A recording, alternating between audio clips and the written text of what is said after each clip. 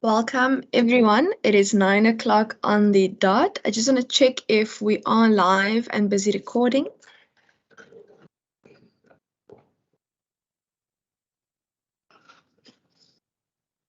Miss Kluter, Clarence, are you with us? Is that a yes? The recording has started, Chairperson. Perfect. Thank you so much. With that, welcome to the Budget Committee of the Western Cape Province today. My name is Deirdre Bartman. I'm Chairperson of the committee. Today we'll be dealing with the briefing by the NCOP Permanent Delegate and National Treasury on the Division of Revenue Amendment Bill, Section 76 bill from the NCOP. We'll be dealing with public hearings on the bill. We will then suspend for a short time period, and we will then be considering and adopting the negotiating mandate report on the Division of Revenue Amendment Bill, Section 76 NCOP, as well as consideration of draft committee minutes, resolutions, and actions. I've received two apologies. I've received apologies from Member Mackenzie, and Member America is standing in for him, and I've received apologies from Member Philander and Member van der Westhuizen is standing in for her as well. Ms. Kluter, your hand is up. Yeah, sorry. Is that an old hand, a legacy hand? Is that a question? No, sorry. I just want to confirm Clarence is busy with the NCP delegate if we are live on YouTube, but Wasima started the recording. So let me just confirm with ICT. Perfect.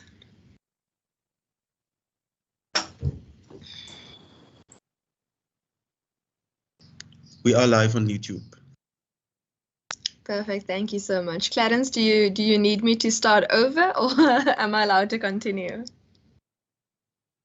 I think you can continue, Chair. Okay, no problem.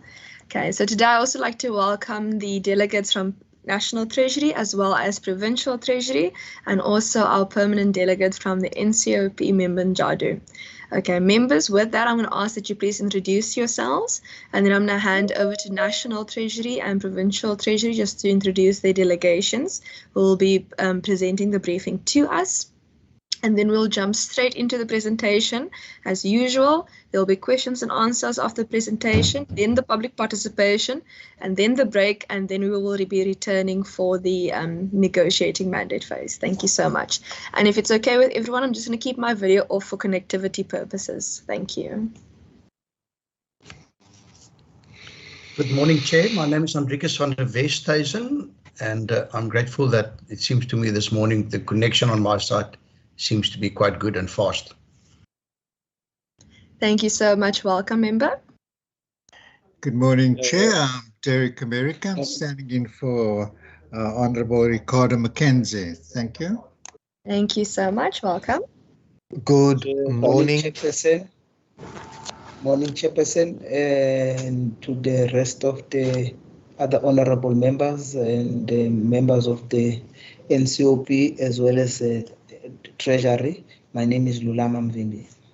Morning. Good morning, Chairperson and members. Regan Allen. Morning. Morning, Chairperson Khalil Barankais, and good morning to all members. Morning, morning. Good morning, Chairperson and colleagues. Gillian Bosman. Morning. Morning, Chairperson and everyone in the platform. My name is Nomin Kondlo. Morning, morning. Okay, if those are all the members, I'm going to now ask that the National Treasury and the Provincial Treasury just introduce their respective delegates or their team, please. I'll start with National Treasury.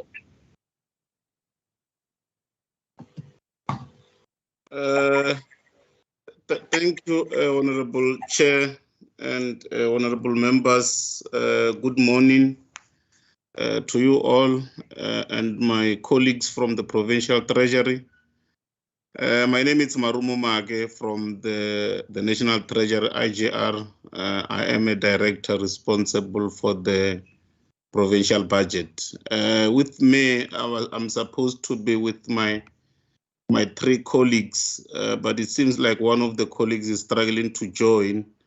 So I will allow the one that is here, which is Mr. Kolisani, to introduce himself as well, and hopefully the other one, which is Mrs. Pretima Vungu, who is responsible for local government, will be able to join us as well. Thank you, Kolisani.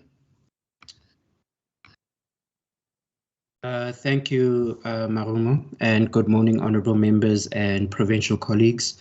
My name is Kodisangu Dukanele from the National Treasury, working in the Intergovernmental Relations branch, focusing on local government finance policy. Thank you.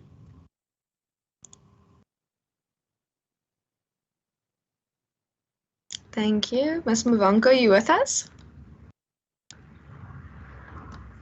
Okay, maybe she's still logging in. That's okay. Provincial Treasury, your delegation. Good morning, Chair, and good morning, members, and good morning, colleagues from the National Treasury. My name is Roy Hoffman. I'm the DG for Fiscal and Economic Services at the Provincial Treasury. I will ask my colleagues to introduce themselves, starting with Ms. Annelies Pick, the Chief Director for Public Finance. Good morning, Chairperson Committee, and we speak to Provincial Treasury. Thank you so much.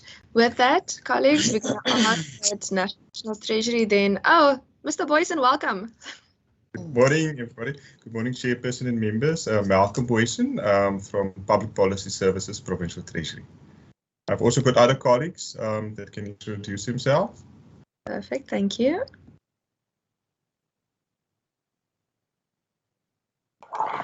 Good morning, Claire Horton, Provincial Treasury. Morning.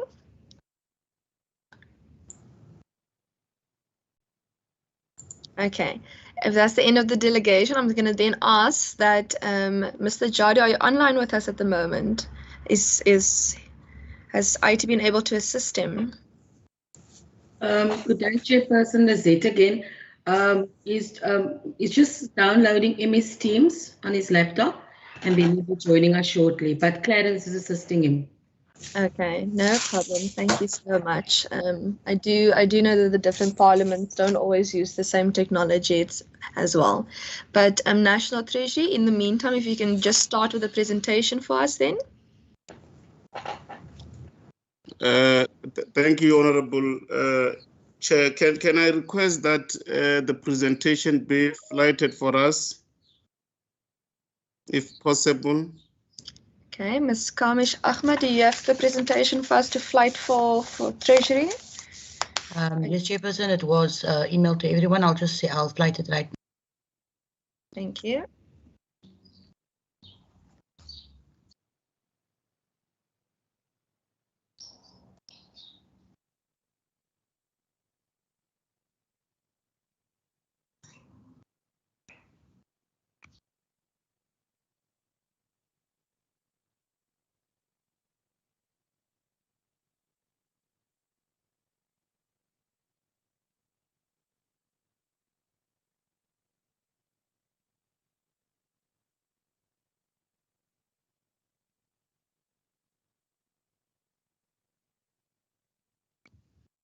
Okay, no, thank you very much once again, Honorable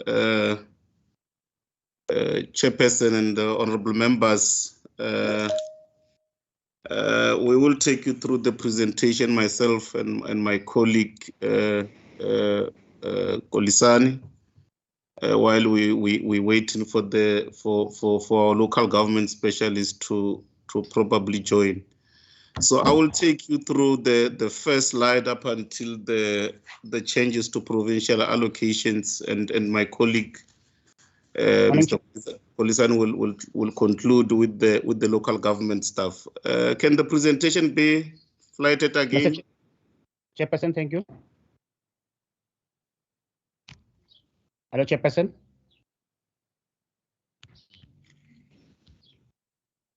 Good morning, Chairperson. Hi, sorry, can everyone see the document? Hello, Chairperson. Good morning. Ms. Kamish. Morning, Mr. Jadu, how are you? Yes, Chairperson. My apology, Chairperson, because I was struggling to get into the Microsoft because we used to use the Zoom, but I thought that I would also make my input as the delegate to the committee. I think before National Treasury. Yes, I think it was Yes, we were waiting, but then we were going over to the presentation because of the technical problems. But you're welcome to do your input first, and then we go over to National Treasury as we are putting up the screen anyway as well at the moment. Thank you. Thank you very much, Chairperson. Good morning to all the committee members. Chairperson, from the National Council of Provinces, in terms of the Division of Revenue Amendment Bill, and also the MTBS, which was tabled by the Minister, is to first to say that this is not, the MTBS is not a budget, but it is a shifting of funds. And then also here, what I'm going to raise is maybe only focus on the Western Cape. And then I think the first part is to say that in terms of the overview of the Division of Revenue Amendment Bill is will be the challenges to provincial allocations, and then challenges to the local government allocations, and also challenges to the gazetted conditional grant framework. And also further, Chair, is to say that in terms of as it is shifting of funds, Chairperson, that the input will also focus on the overspending, underspending, mismanagement of funds, and also to emphasize on the matter of rollovers, and also the planning of departments, whether departments have submitted plans. I can make one example in terms of the neighborhood development, the 841 million, which was additional to the development of neighborhood wards, which is a very important program. So, Chairperson, in terms of my input, is that I think that is what the presentation will contain, and then for National Treasury then will then present what the Division of Revenue Amendment Bill is proposing to amend, and also the changes of clause and schedules. Chairperson, I think from my side as the delegate, that is what I want to present to the committee. Thank you very much. Thank you so much. I think we're going to have lots of fun because I'm not sure what our different interpretations is of the MTBPS being a budget or not. But with that, I'm going to ask the National Treasury first start with their briefing. Mr. Marke, you ready? Yes, no, we're ready, Honorable Chair.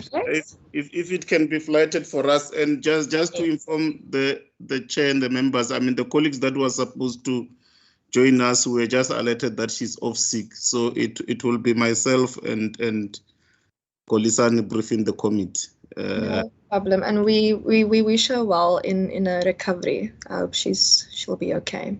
Thank you very much. We'll pass the message. Yeah, I think if you can just go straight into the next slide in terms of the structure of the presentation. This is what the presentation really covers, honorable members. It covers the changes to provincial allocations. I mean, there are quite a number of changes that have been made in here into the provincial allocation, affecting both the equitable share as well as the conditional grants, I mean, in relation to the funding of the wage agreement, as well as the presidential youth employment initiatives. And then there are also changes to local government that my colleague Kolisani will deal with. And then there are then changes to the gazetted conditional grants framework and allocations. So if you can move to the next slide.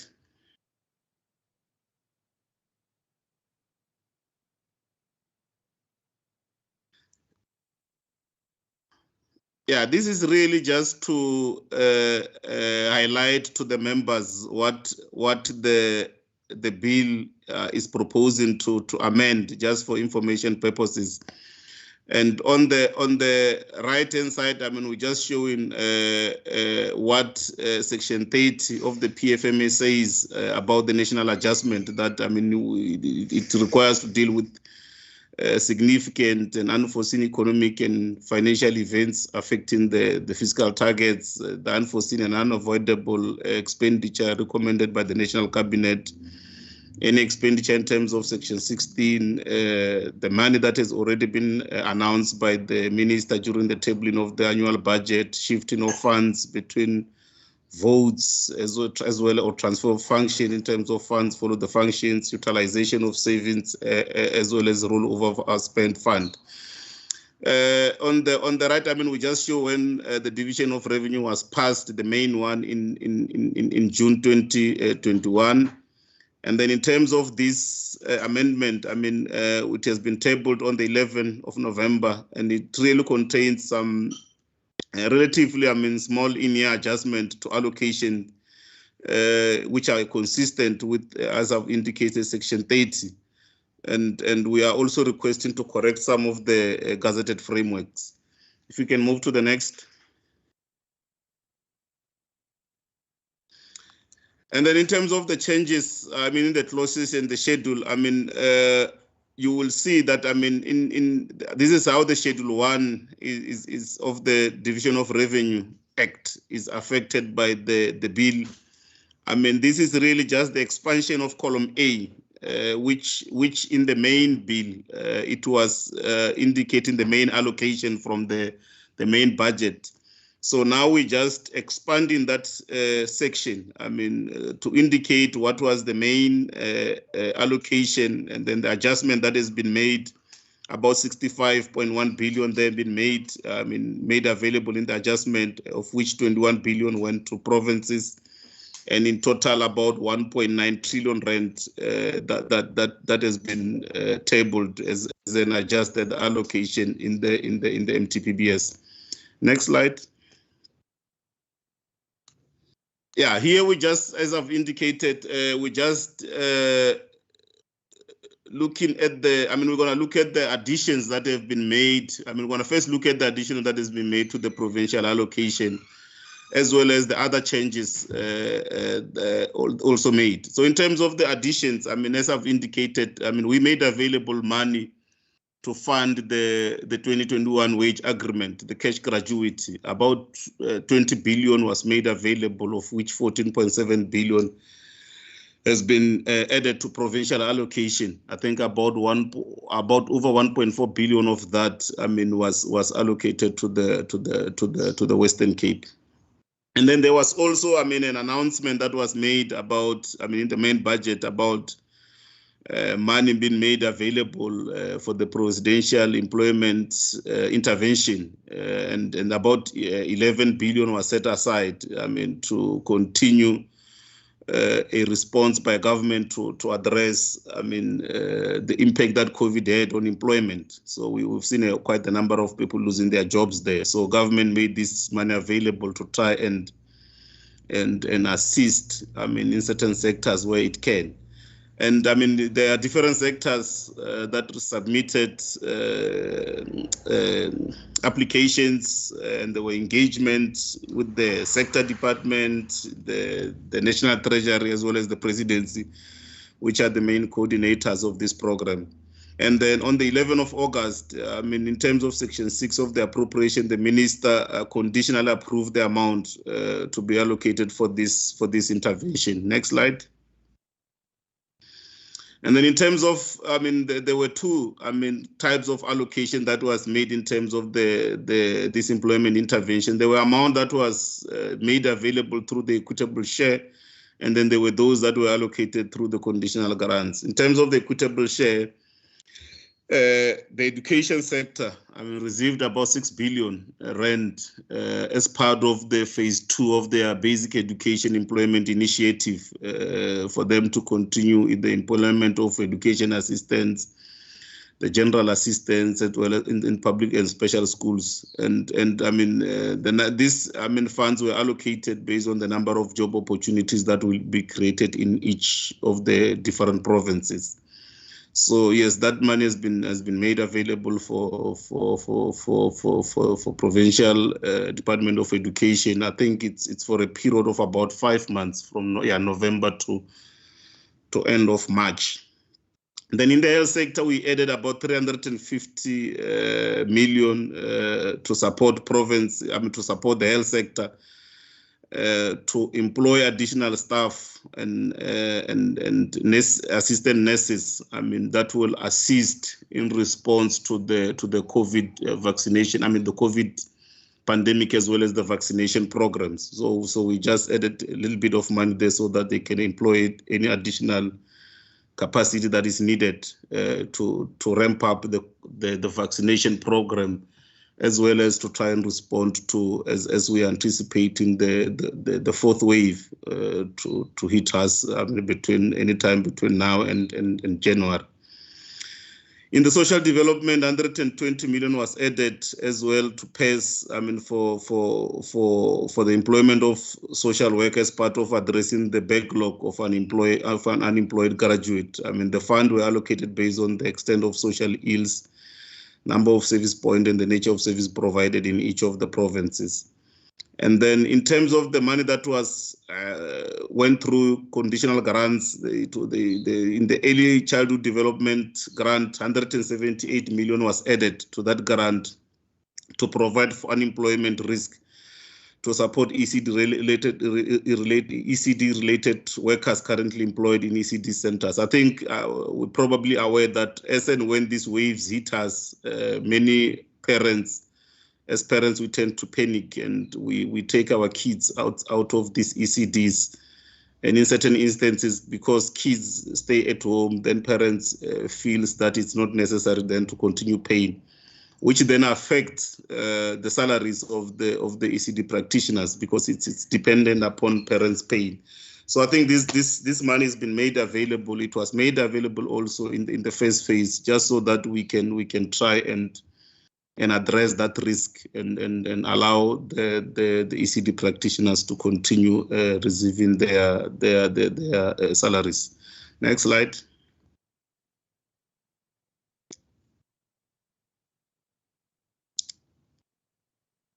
And then in terms of the other changes to provincial allocation, in the budget facility for infrastructure, there were two changes that have been made. There was 150 million rand that was reduced from the National Health Insurance Indirect Grant for the Limpopo Academic Hospital. There's been a delay in the project, and simply because of COVID. So it seems like COVID has really affected the project, because the health sector, the attention of the health sector had to be diverted so that all the resources that they have are directed towards COVID. So it seems like there's been those delays, and the province then approached, the National Department of Health approached us that no, we need to make some adjustment there.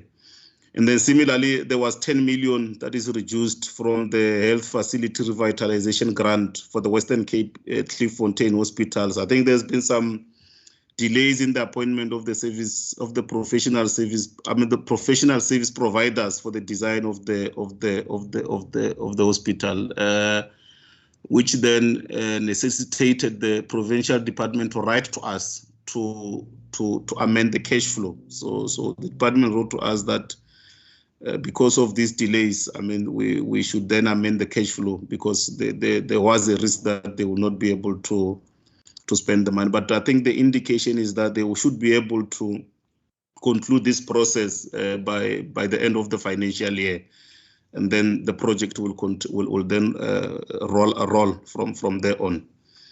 And then in terms of the rollovers, reprioritization and conversion of the grants, the 220 million is rolled over for the school infrastructure grant for the completion of project as part of the sanitation appropriate for education initiative in schools. This is really just to deal with the issue of sanitation in some of the schools. There's been some backlogs in some of the provinces, and as COVID hit us, then it became important that the issue of sanitation it's really a priority that needs to be addressed in our schools. So that 210 million has been rolled over for that purposes. And then 97 million was reprioritized from goods and services allocation for oversight of the same grant to fund a shortfall on the workbooks project, because there's been an increased demand as learners have been now expected to work on their own from home. So money has been reprioritized in terms of that 97 million within the sector. And then in health, there was 243 million that was reprioritized from various components of the National Insurance Indirect Grant to the Human Resources and Training Grants to fund the shortfall of the placement of medical interns. So yes, I mean this is quite a problem that we are trying to find a long-lasting solution with the health sector, because I mean it seems like it's creating a problem each and everywhere when the statutory posts have to be placed. Then the rollovers, I mean 167 million is converted from the personal component of the NHI indirect grant to the HIV, TB, malaria and community outreach grant to allow provinces to procure directly for provision of mental health and oncology services. I think, I mean, provinces have demonstrated that they've got the capacity to do this. So therefore, I mean, the funding has been redirected back to I mean, for the provinces to be able to manage the process themselves. Then in terms of changes to gazetted allocation in the EPWP integrated grant that were gazetted to two separate sector departments in the Northern Cape were combined into one. This was as a result of the merger of those departments, which was the Department of Agriculture as well as the Department of Environmental Affairs and Nature Conservation. So because they merged into one, therefore the same grant also had to be merged to that particular department. I think this I mean, I'm not going to bore you with the detail. This just shows how those adjustments have been made. If we can move to the next slide. Yeah, and then this is the adjustment for the Western Cape in terms of those grants, as I've indicated, the oncology, the ECD. Yes, and in total it's about 2 billion rand that has been added to the Western Cape in the adjustment. I think if let me leave it here, Chairperson, and allow my colleague Kolisani to really then conclude with local government matters. Thank you. Thank you, Marumo. So the changes to local government grant allocations are quite few in relation to the provincial sphere.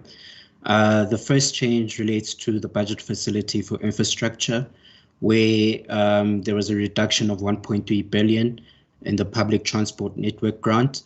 But I'd like to state that this is not a reduction per se, but the Department of Transport had over allocated, as per the cash flow agreement between the city and the department, 1.3 billion. So that's corrected through the Division of Revenue Amendment Bill. There's also an addition of 81 million rand for George Municipality for the BFI, given that one of the projects that they're undertaking is given money for technical assistance. With regards to the Presidential Youth Employment Intervention, a total of 841 million has been allocated to the Direct Neighborhood Development Partnership Grant to fund the city's public employment program, which Honorary Member Njadu highlighted earlier, which focuses on community safety and precinct management. With regards to reprioritizations, where a few municipalities were seen to be underspending on their grant, a total of 90 million has been shifted from the direct component of the National Neighborhood Development Grant to the indirect component in order to assist the municipalities that do not have enough capacity to undertake their projects. And lastly, when it comes to rollovers, a total of 582 has been rolled over in the indirect regional, in the RBIG grant for operational payments. Africa. I just ask, sorry, apologies. I just asked that if you're not on the floor, whether presenting or asking a question or answering a question, that we just please keep our videos and our mics off, please, just to avoid background noise while the presenter is on. Thank you. Thanks for that.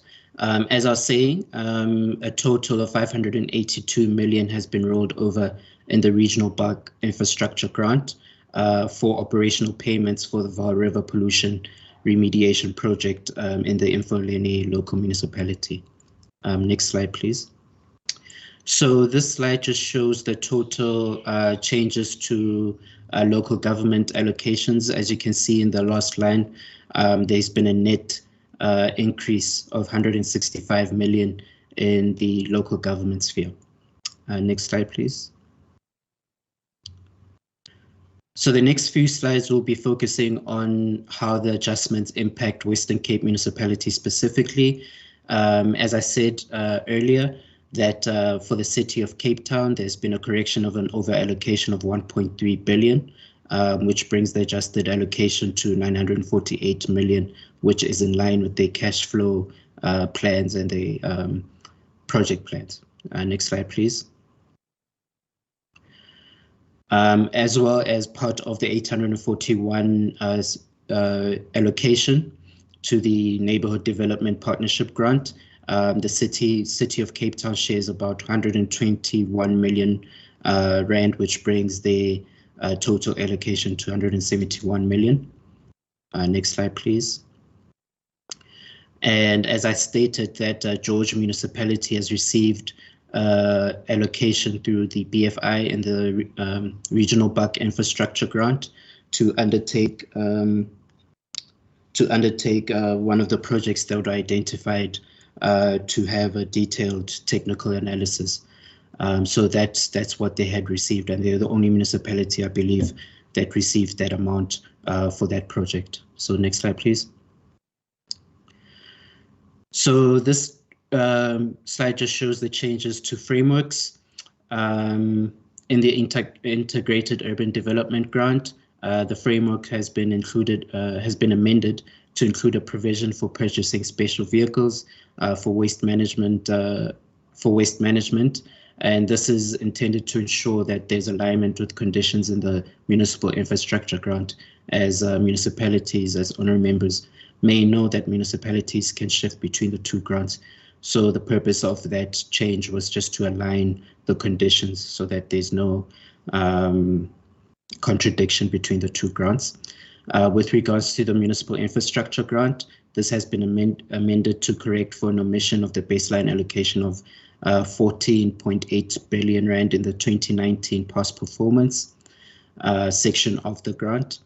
With regards to the Neighborhood Development Partnership Grants,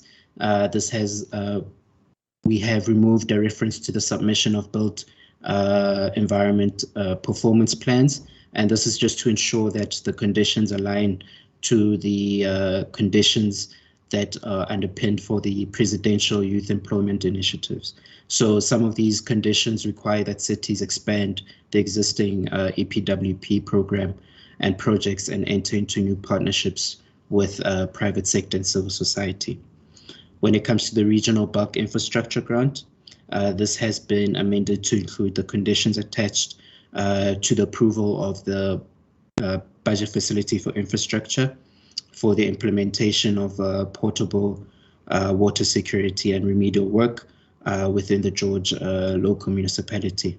And these conditions obviously include, or require rather, the submission of business plans, revised cost benefit plan, and signing of a co-funding agreement. Next slide, please. Oh, and that was the last slide. Thank you very much.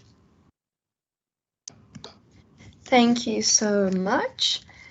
Colleagues, what I'm going to do now, I'm going to open up for questions and answers before we go on to the public participation section.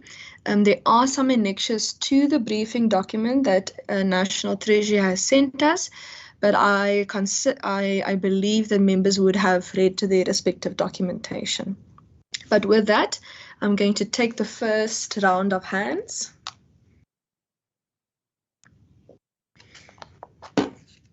Okay, Member van der Westhuizen. Chair, my digits is a problem. Member Njadu, what is the problem? Thank you. I'm not, my put up the hand is just a challenge, yeah. Okay. So I'm, yes, all right. Member Njadu, I just want some clarity. You want to ask a question to National Treasury? No. Yes, I'm gonna raise a point, yes. Okay, you want to ask a question, that's fine. Member Njadu, Member Nkondlo. Okay, those will be the first round of hands. Thank you, in that order. Thank you, Chairperson, and thank you for the presentation. And I first would like to say, I think we all appreciate that budgets are always very difficult. There's never enough funds available for all the needs that there are. And I think we've always experienced that National Treasury has done a sterling job in trying to meet, ends to the best of their ability and to allocate the money in terms of the formula agreed to, etc. But Chair, I think there are a few things that I would like to ask, and also that I would like to say. The first one is, I think, Chair, that we must agree that we've got some serious problems, and that we've got some serious economic, systemic problems, which unfortunately hampers the amounts that Treasury is able to give to provinces, and that in general the public purse is already a very high percentage of the gross domestic product in our country, and that we need economic growth, and therefore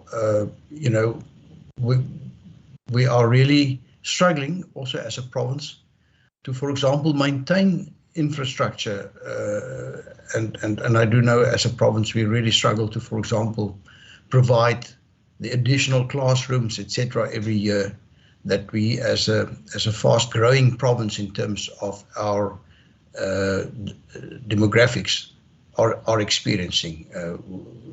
People are moving, and particularly young people are moving to the Western Cape at a rate, and the city of Cape Town is growing at a rate which is really causing challenges to us.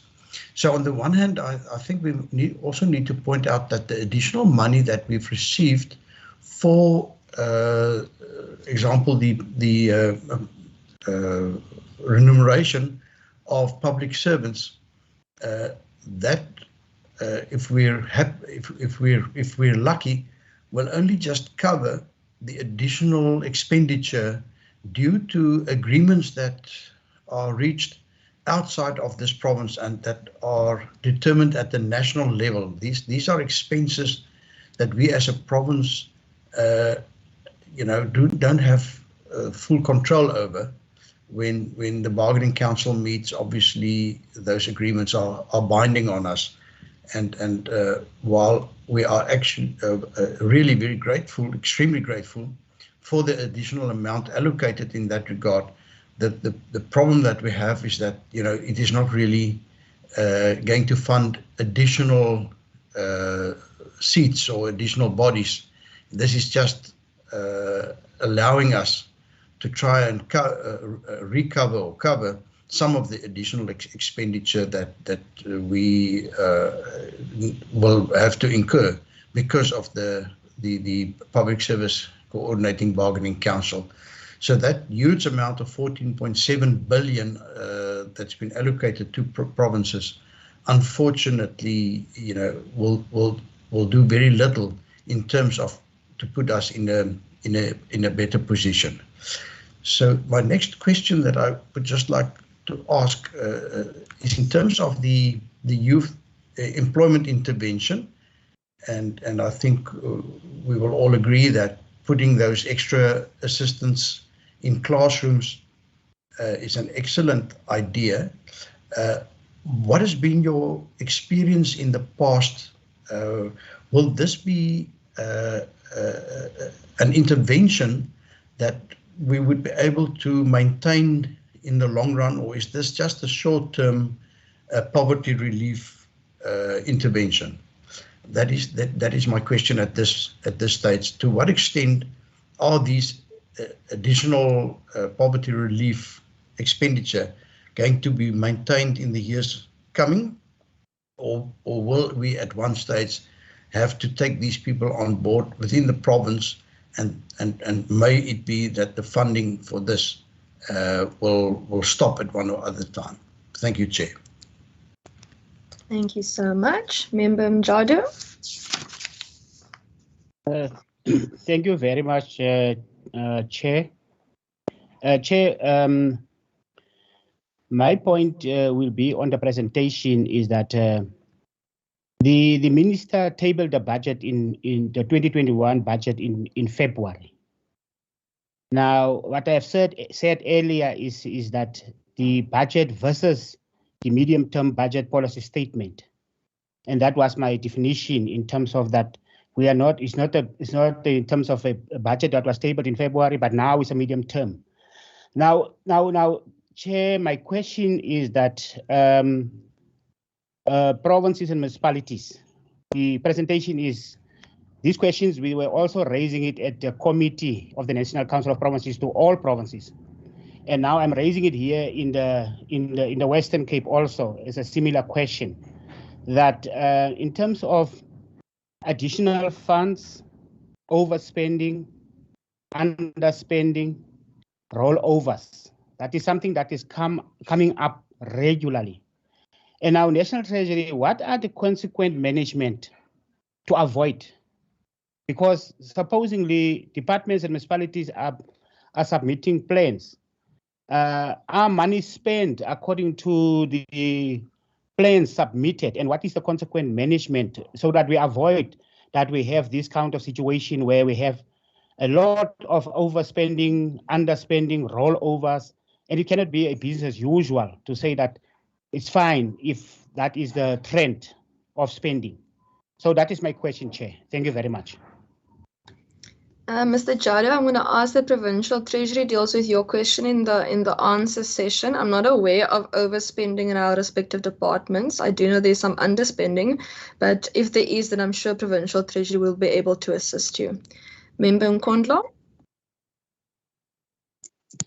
No, thank you, Chair, and thank you to the presenters. I think I agree that I think the budget itself, and also budget adjustments continue to indicate I think the serious impact that COVID is really having and staying with us in as far as our ability as the state to respond to the myriad, I think, of challenges that we had before COVID started, but continuously that I think others quadrupled, if anything, by COVID-19. And one indeed would always appreciate, the balancing act that is very tricky, but had to be done by National Treasury in terms of how our resources gets to be allocated. But also, I think one, in terms of these adjustments, is always looking at how we are sticking, especially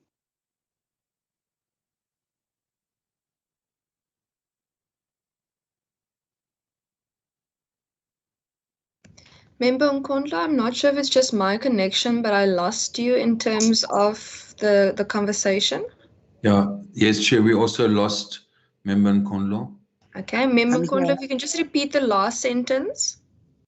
Okay, I was just saying, Chair, I think part of what we look at in terms of the rands and cents and even the shifts is the extent to which we are sticking or in any way moving away from the policy statements of how we want to sort of get ourselves out of this environment of trying to save lives and livelihoods. So I think our questions must be appreciated in that context. That I think ours is to try to see, because sometimes we may not necessarily be able to see that we are sticking to those policy outcomes that we've always raised, that whilst we have a crisis, but we are trying to ensure that in our resource allocation, we still continue to save lives and save livelihoods.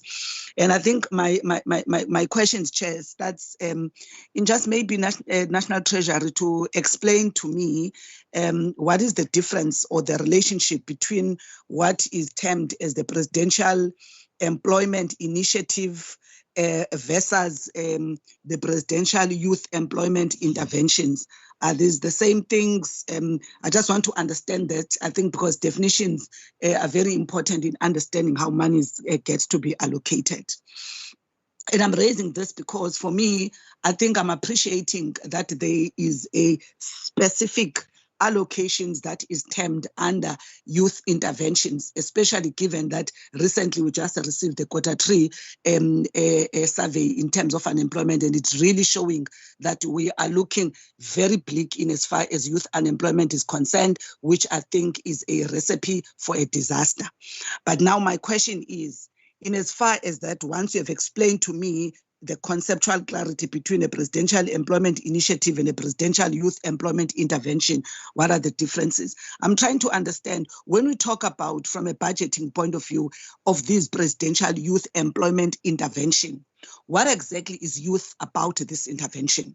And I'm asking, as an example, if in the budget, if we look at the 11 billion that has actually been set aside into, I think, the provincial equitable share, and that is in the provincial conditional grants, is the assumption, and is it what is measured as an indicator, that all of these programs are supposedly to be employing where there is an employment opportunity, or where it is said it's provide an unemployment risk support, whatever that it means, is that it is termed for those that are in the age bracket or age cohort as per the National Youth Policy to be youth in terms of age definition. Is that what it means in as far as this budget is concerned?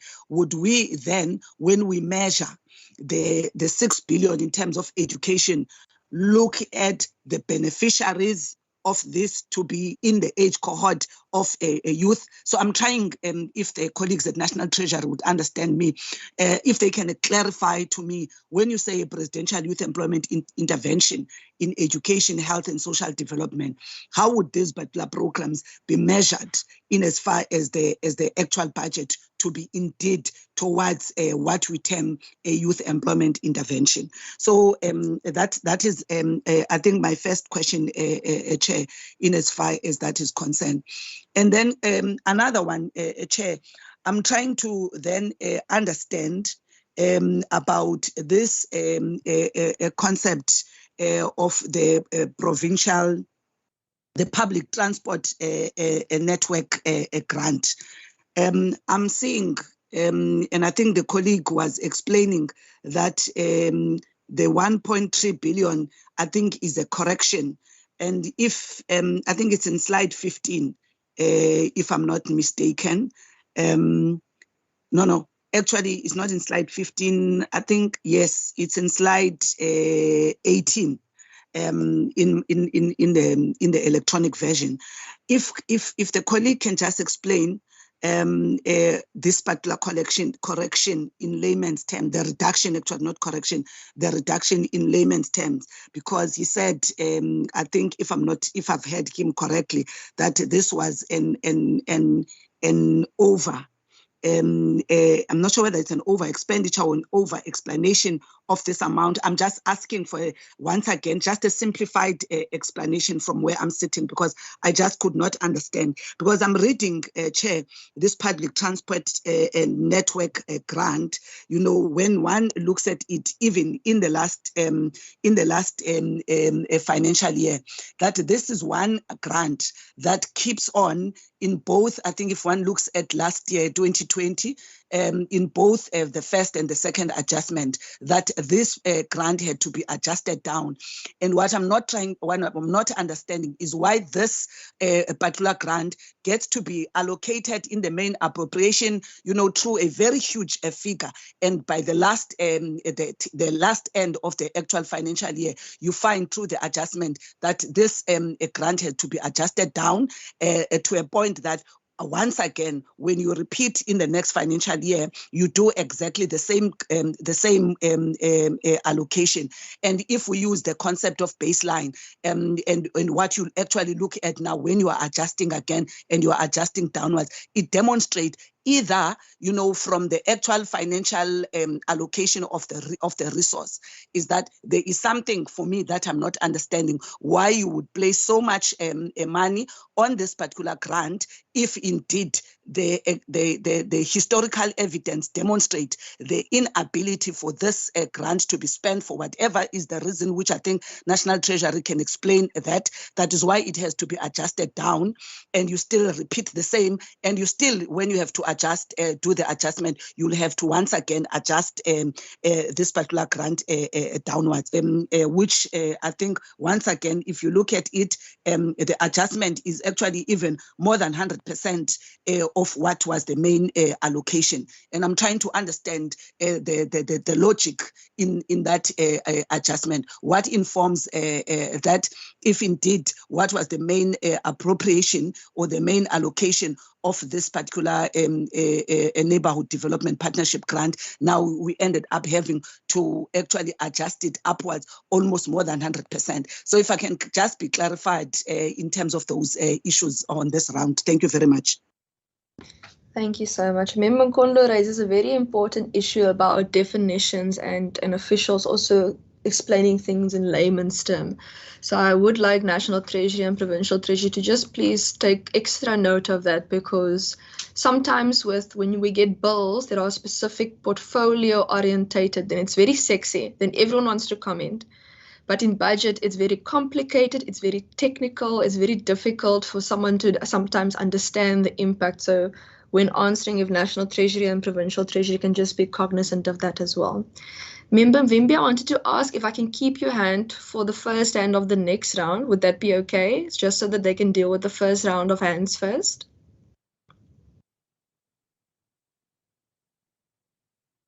Member Mvimbi?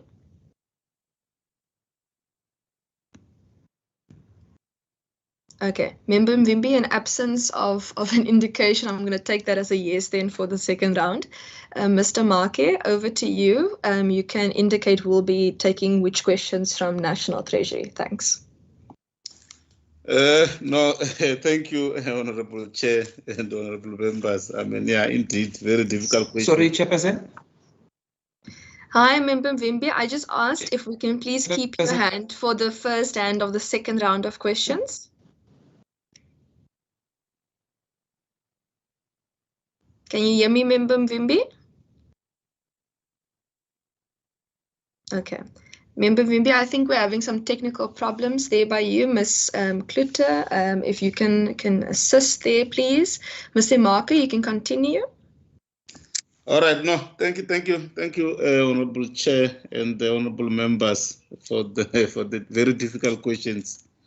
Yeah, I think the questions that have been raised by Member Nkondo, yeah, no, very relevant and but we'll try our best. Okay, no, let me start with the first one. I mean, just on the issue of ICS and the fact that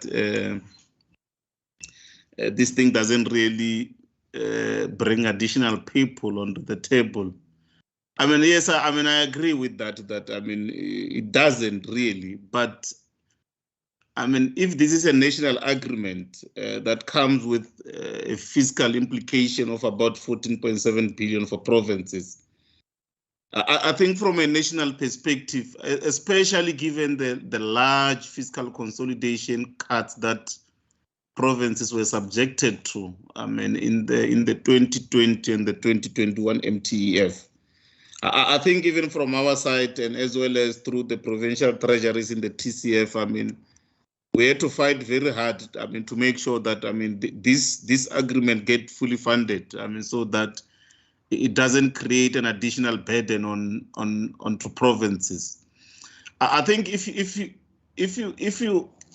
take a step back and you recall the reason, I mean, behind the fiscal consolidations that we're implementing. I mean, the idea around those fiscal consolidation, I mean, relates to exactly what the honorable member was indicating, that, I mean, we wanted to try and contain expenditure on compensation of employees or expenditure on the public servant salaries so that we can make money available to other priorities of government. But I mean, things will not always go your way because salaries of public servants get negotiated in the bargain council. And I mean, based on the outcome of those negotiations, I mean, it can either go your way or the other way. So I think for us, I mean, we thought that this was a much better deal that could have been negotiated with the unions, and we saw it fit that, I mean, it needed to be funded so that provinces don't really feel the burden of having to carry, because they wouldn't have actually they wouldn't have been able to carry this into their baseline. But I mean, I agree, I mean, with your statement that, I mean, we tend to somehow increase the salaries of those that are in the system currently without really making provision for additional people in relation to the increase in populations. So I think, yeah, that is actually the difficult balancing act that we unfortunately have to make as the National Treasury, and make sure that, I mean, as and when these commitments are made, I mean, we are then able to assist the implementing department so that they don't feel the pressure. I think in terms of the issue of the presidential youth, and it talks about, I mean, the second question on whether it's going to be running the long run, short term. I think at this stage, I mean, from where we are sitting, I mean, these are monies that are just allocated on an once-off basis. I mean, this is not from where we are at the National Treasury. This is not a long-term intervention because we don't have money allocated over a longer period. So and it's a program that is driven by the presidency. And as and when we proceed, I mean, we will then take guidance from them, as well as also looking at what is available within the fiscal framework. But I think what we have made clear, and as and when we engage with these sectors that have submitted this, is that as and when they implement this program, they must also make it clear to the recipients that there are no expectations of permanent absorptions, because any permanent absorption will not be able to be accommodated, will not be able to fund. So for now, I think from us as the National Treasury, this is just a short-term intervention to deal with the impact that COVID has brought, I mean, as it relates to employment or unemployment, especially as it relates to the youth. And it's also, I mean, talks to the question that Honorable Mkondo was asking in terms of the definition. The definition is actually supposed to be the Presidential Youth Employment Initiatives. But I think you are correct. I mean, in certain sector, it's going to be very difficult, and we'll be able to provide you with additional information from those sectors. For health, for education, it's easy. I mean, the targeted groups are the youth. So we don't expect anybody, and I think they've issued a guideline in terms of the age groups that are supposed to be employed by that 6 billion. the problem with the social development one, and I'll try and get some additional information also with the health one, is that I don't really think that in the social development it will only target the youth, because the idea there is that, I mean, that's why we talk about unemployment risk for those that are already employed and have been affected by the impact of the COVID pandemic. And as I've indicated, I mean, as and when parents tend to panic as these waves hit us, I mean, they take kids outside of these ECDs, and then which then affects the salaries of the practitioners. And then the idea around that was that, I mean, we needed to then protect that. But I think I will be able to get you additional information there if the targets from that is really just the youth or I mean, it will be, I mean, over and above that. Similarly with the health one, the 350. I think there are two provinces. One is the Western Cape and the other is Gauteng. And they also try to seek clarity, and we actually even send an email, I mean, a communication to the National Department of Health, just so that they provide guidance, because the idea around the 350 is that they should hire additional staff nurses as well as nurses to assist with the vaccination programs. And if we go with the definition of being a youth, it simply means somebody who's 38 years of age might not be able to qualify. So I think we've asked the National Department to also provide clarity to the sector there, so that, I mean, because there's no, like in the education, there's not a clear implementation guideline from those sectors. But yeah, so I think once we get that, I think we'll be able to we'll also be able to provide clarity to the honourable member in writing in terms of those two sectors. But for the education one, it is very clear in terms of that implementation guideline that they've issued. We can also share it with you, honourable member, if you are interested in that, so that, I mean, you can understand even the targets that have been set for the Western Cape, as well as the criteria that must be used in terms of employing those the cohorts. Just in terms of the overspending additional funds, underspending and rollovers, and I note, Honourable Chair, you indicated that Provincial Treasury will also come in there. But just broadly, and this is not in relation to the Western Cape, and I would like to believe that the Honourable Member was just asking it as a broad question, not only specific to the Western Cape. I think and Honourable Member asked the issue of consequence management and whether money is spent according to the plans and whether there are plans that have been submitted. I think from where I'm sitting, based on my own experience, having worked in the Treasury for quite some time, we don't have a problem of planning in this country. In fact, in most of our provincial departments and even in municipalities, I don't believe we have a problem of planning. But we have a problem of implementing our plans. We plan properly, we align our budgets to what we plan, and it also talks to the issue that the Honourable Member Mkon was raising in relation to the PTNG. And I think my colleague Kolisano will bring the details there. So you are able to, department are able to produce plans, and they are able to demonstrate how those plans are aligned to the budgets or to the cash flows that have been allocated. But then the problem becomes when implementation has to happen, and you start hearing reasons that it's an SCM process took longer than anticipated, and then we couldn't do this and that, and as a result, we will not be able to spend these monies.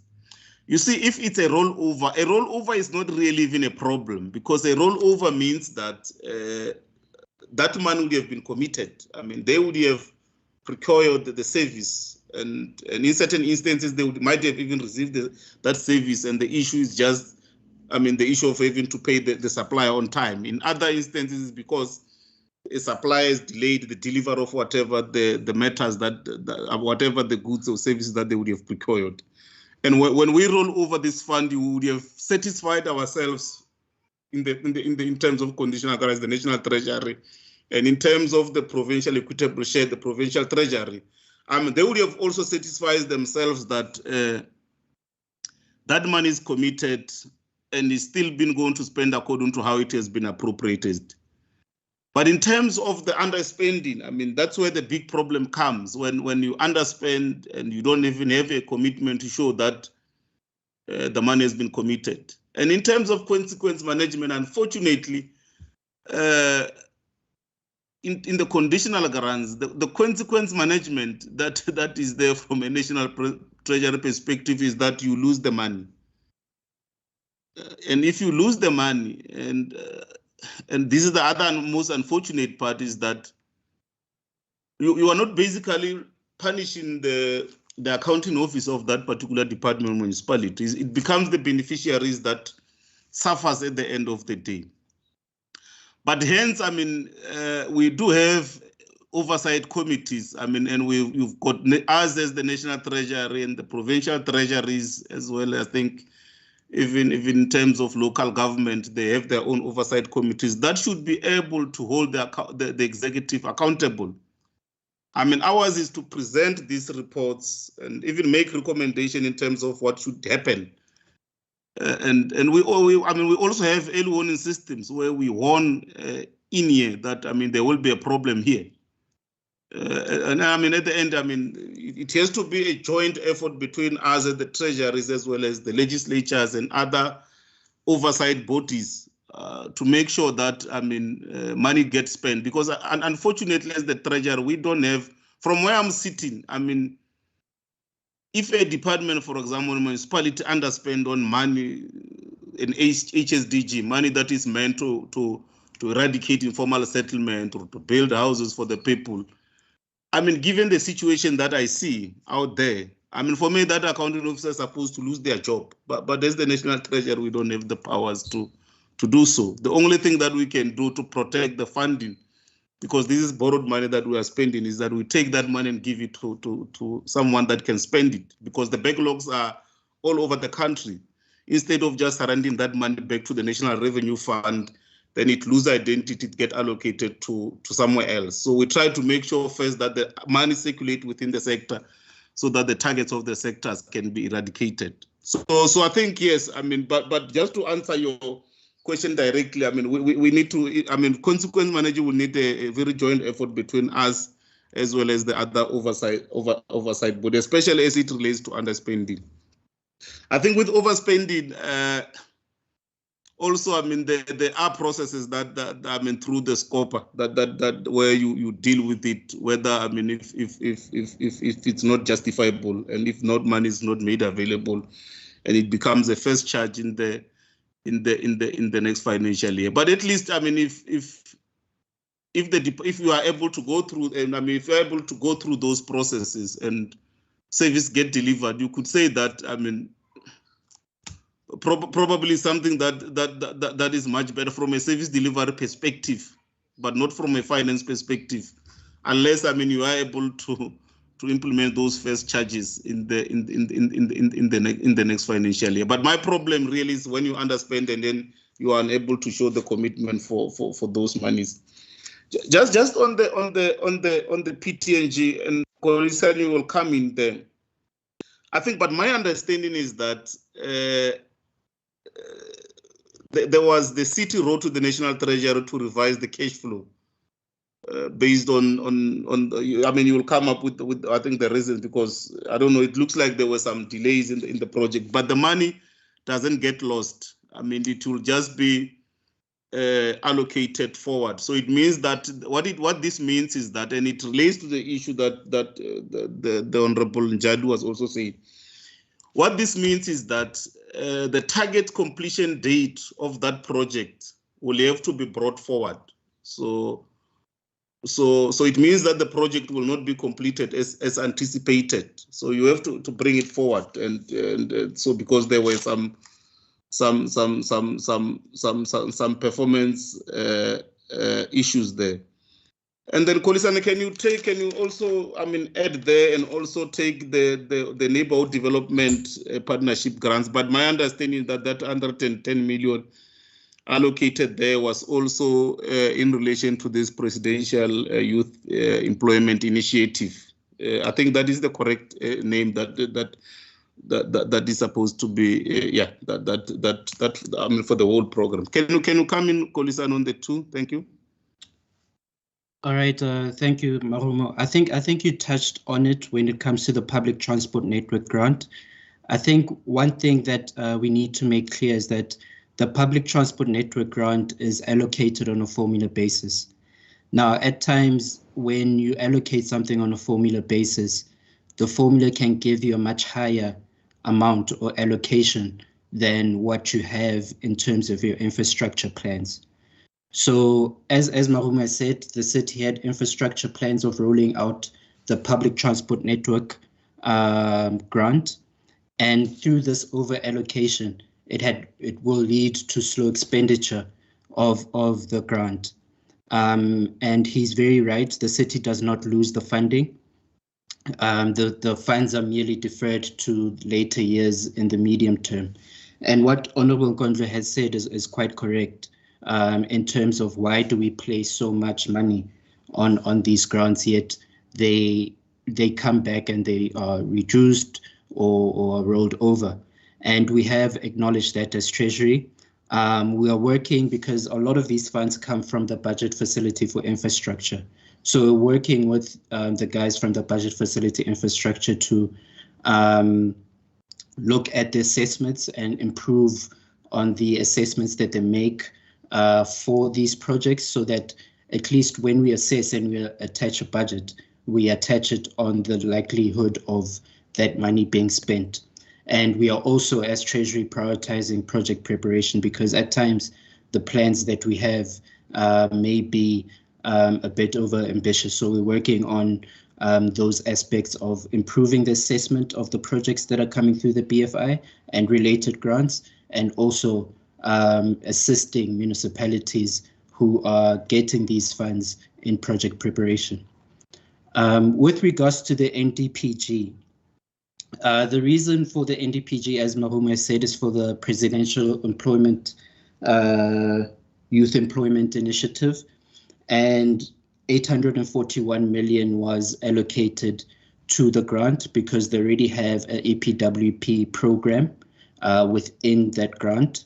And we are allocating money to increase that portion of the grant as it relates to EPWP, because it's quite relevant to the initiative that was mentioned by the President.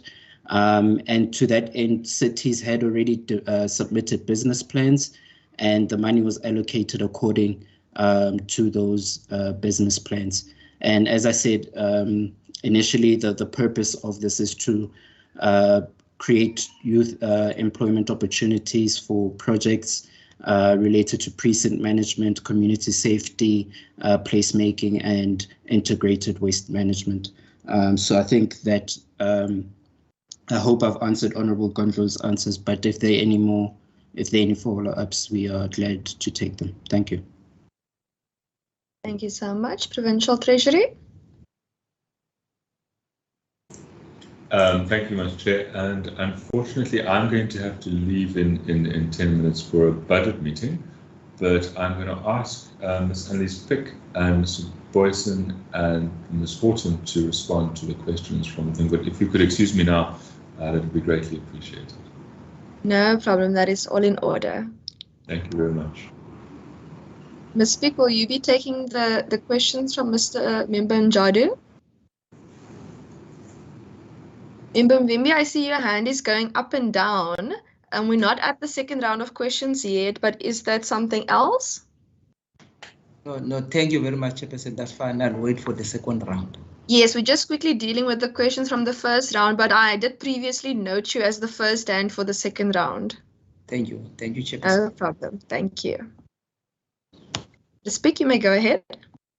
Thank you, Chairperson. So I'm going to deal with the underspending, overspending within the province, and in terms of what that actually means, how the Provincial Treasury responds to that situation, and then also then the issue of rollovers. So very similarly to the colleague of the National Treasury, as mentioned by Mr. Make, around in terms of how we look at in terms of underspending within the province. I mean, we have quite a good track record in the province in terms of minimizing the underspending as much as we can, and that is mainly because of rules that we put in place over the years in terms of I wouldn't say it's a form of consequence management, but it's also a form in terms of making sure that departments do understand the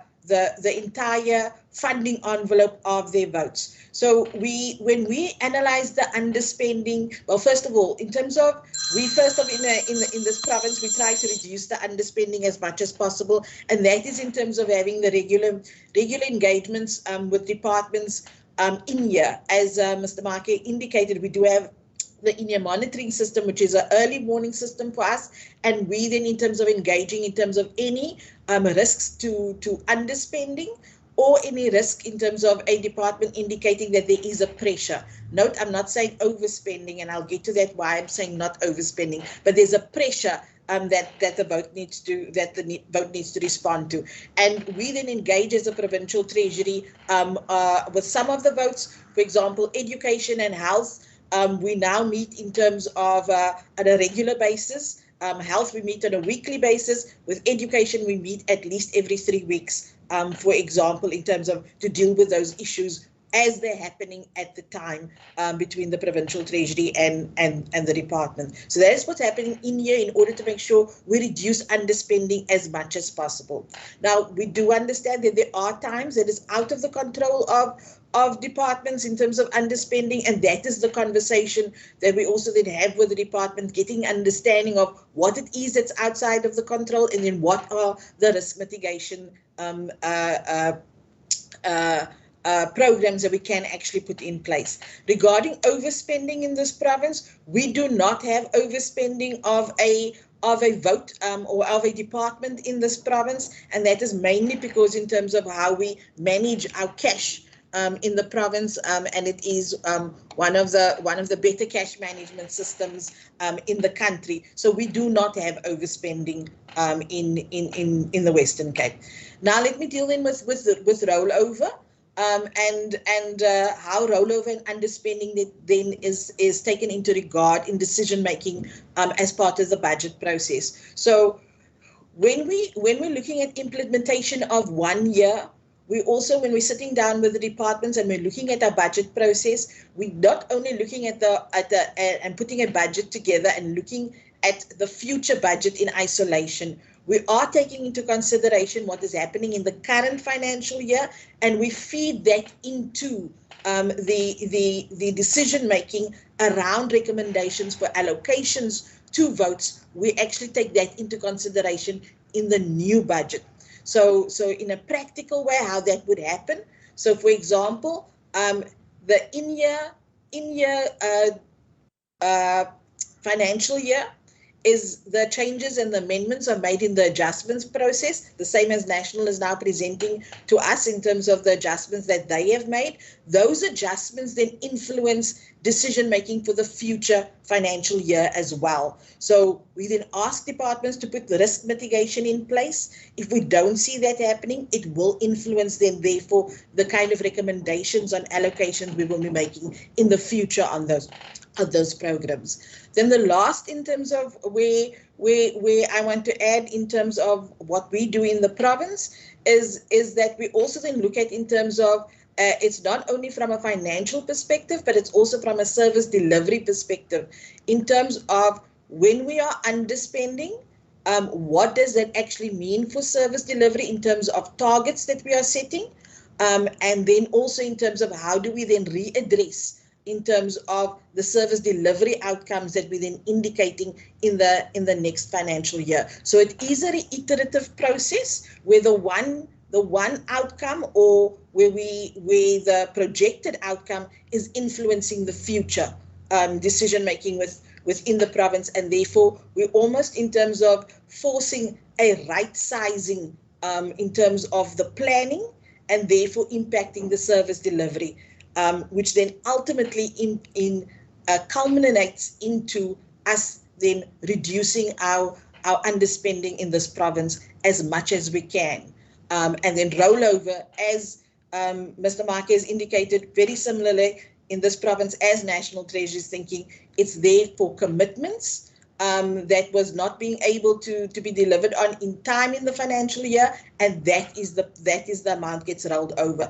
Everything else, the departments lose, and the funding goes back to the Provincial Revenue Fund.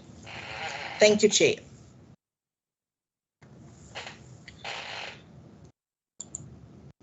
Thank you so much. I just want to check if there's anyone from Provincial Treasury who would like to add. Going once. Going twice. Thank you, Chairperson. Malcolm here.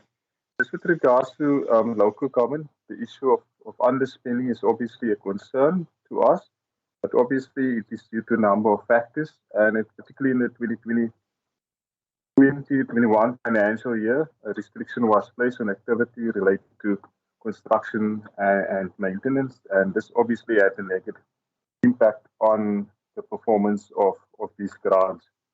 But we do monitor the performance on a regular basis through the Section 71 reports, and also monitoring the top 10 capital projects for municipalities within the province. Thank you. Thank you so much. Colleagues, I'm now going to take a second round of questions, taking into cognizance that Member Mvimbi is first on the list. Is there anyone else? If not, then I'll ask my questions after Member Mvimbi. Member Mvimbi, you're on the floor.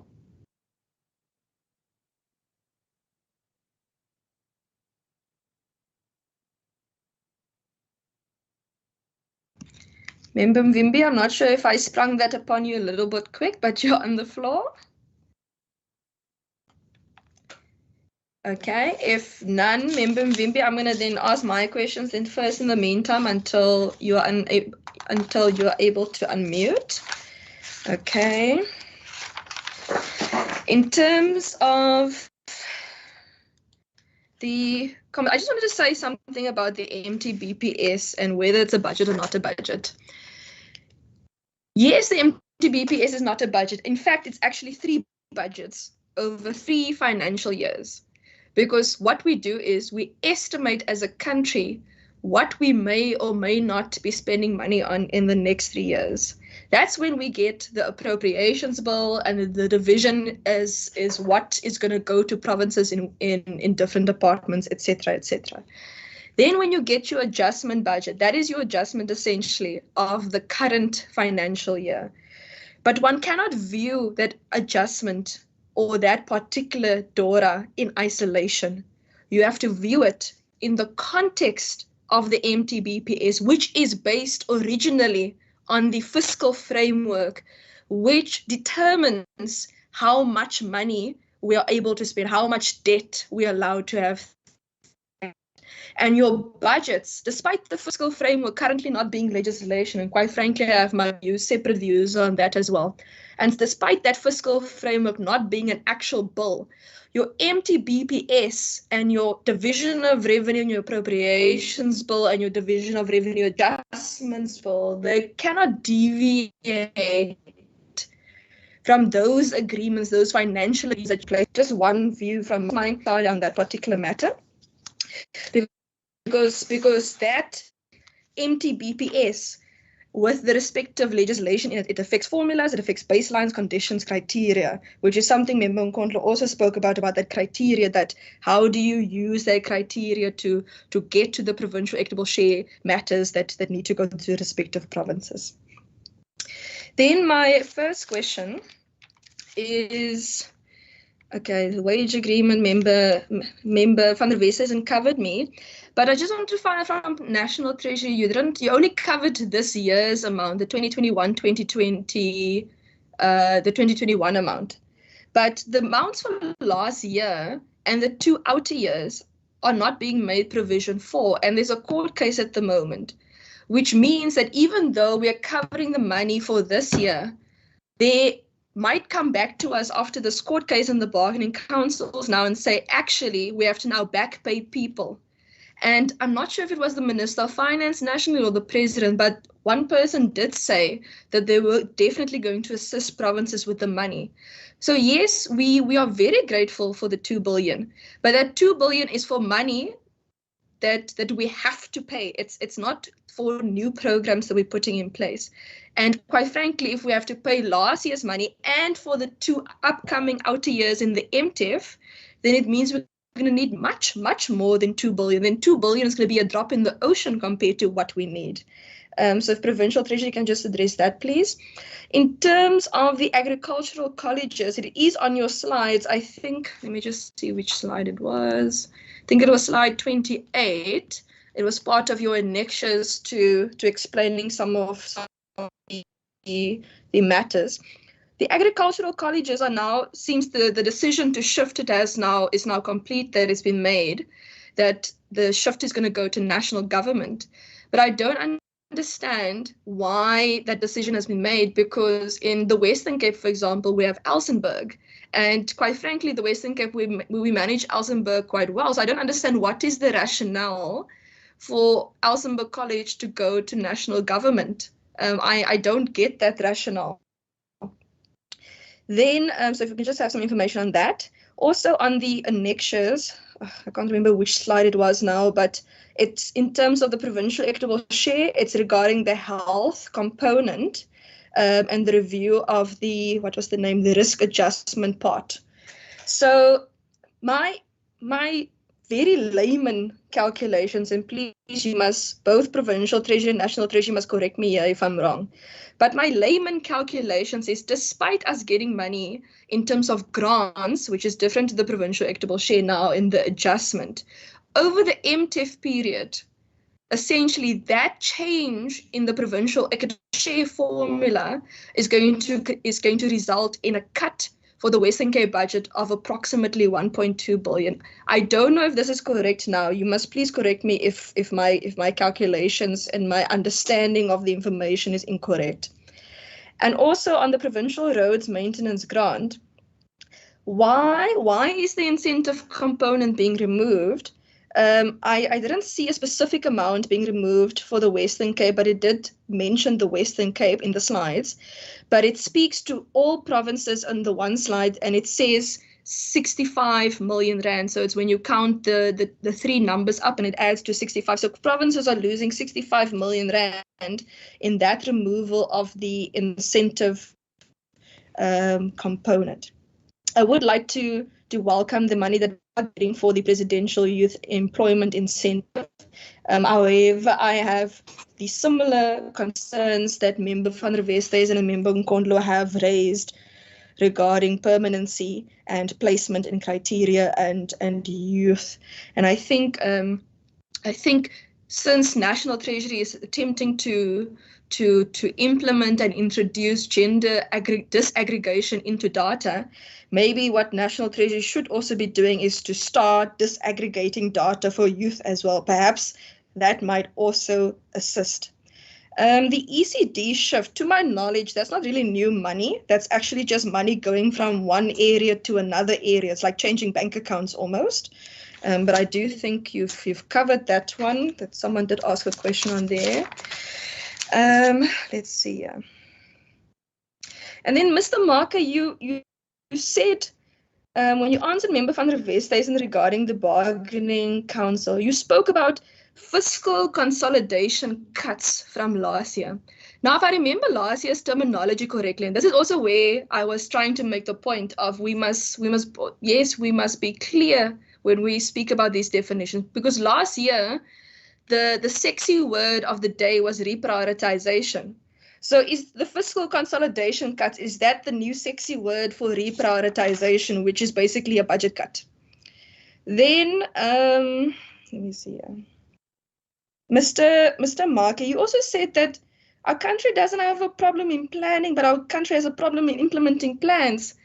But Mr. Mark, I'm not sure if you've seen some of the budgets of national departments and of provinces and of local governments in our country. But it's not just implementing things. There are things that we shouldn't be spending money on as a country. And when you're not supposed to be spending money on those particular things, especially in state-owned enterprises, then that's a planning problem. That's not an implementing problem, because implementing means that you've already decided that you must be spending money on a particular priority. So when you plan, you must now obviously decide what the priorities are and if we're going to be spending money on that particular item. And I do want to just say, when it comes to consequence management, that the AG of SA, when we had our budget committee workshop last year, actually congratulated our budget committee of the Western Cape, our members who sit on here, because they actually said they appreciate the active approach that our members took. And as a chair of this committee, I really want to back my members, all my members that sit on this committee, because they do work towards proactive approaches when it comes to finding solutions to things like consequence management. Let me see here. Sorry, I'm just going through all my sticky notes here. Yes, okay. Those are all my questions and comments. Some are just comments.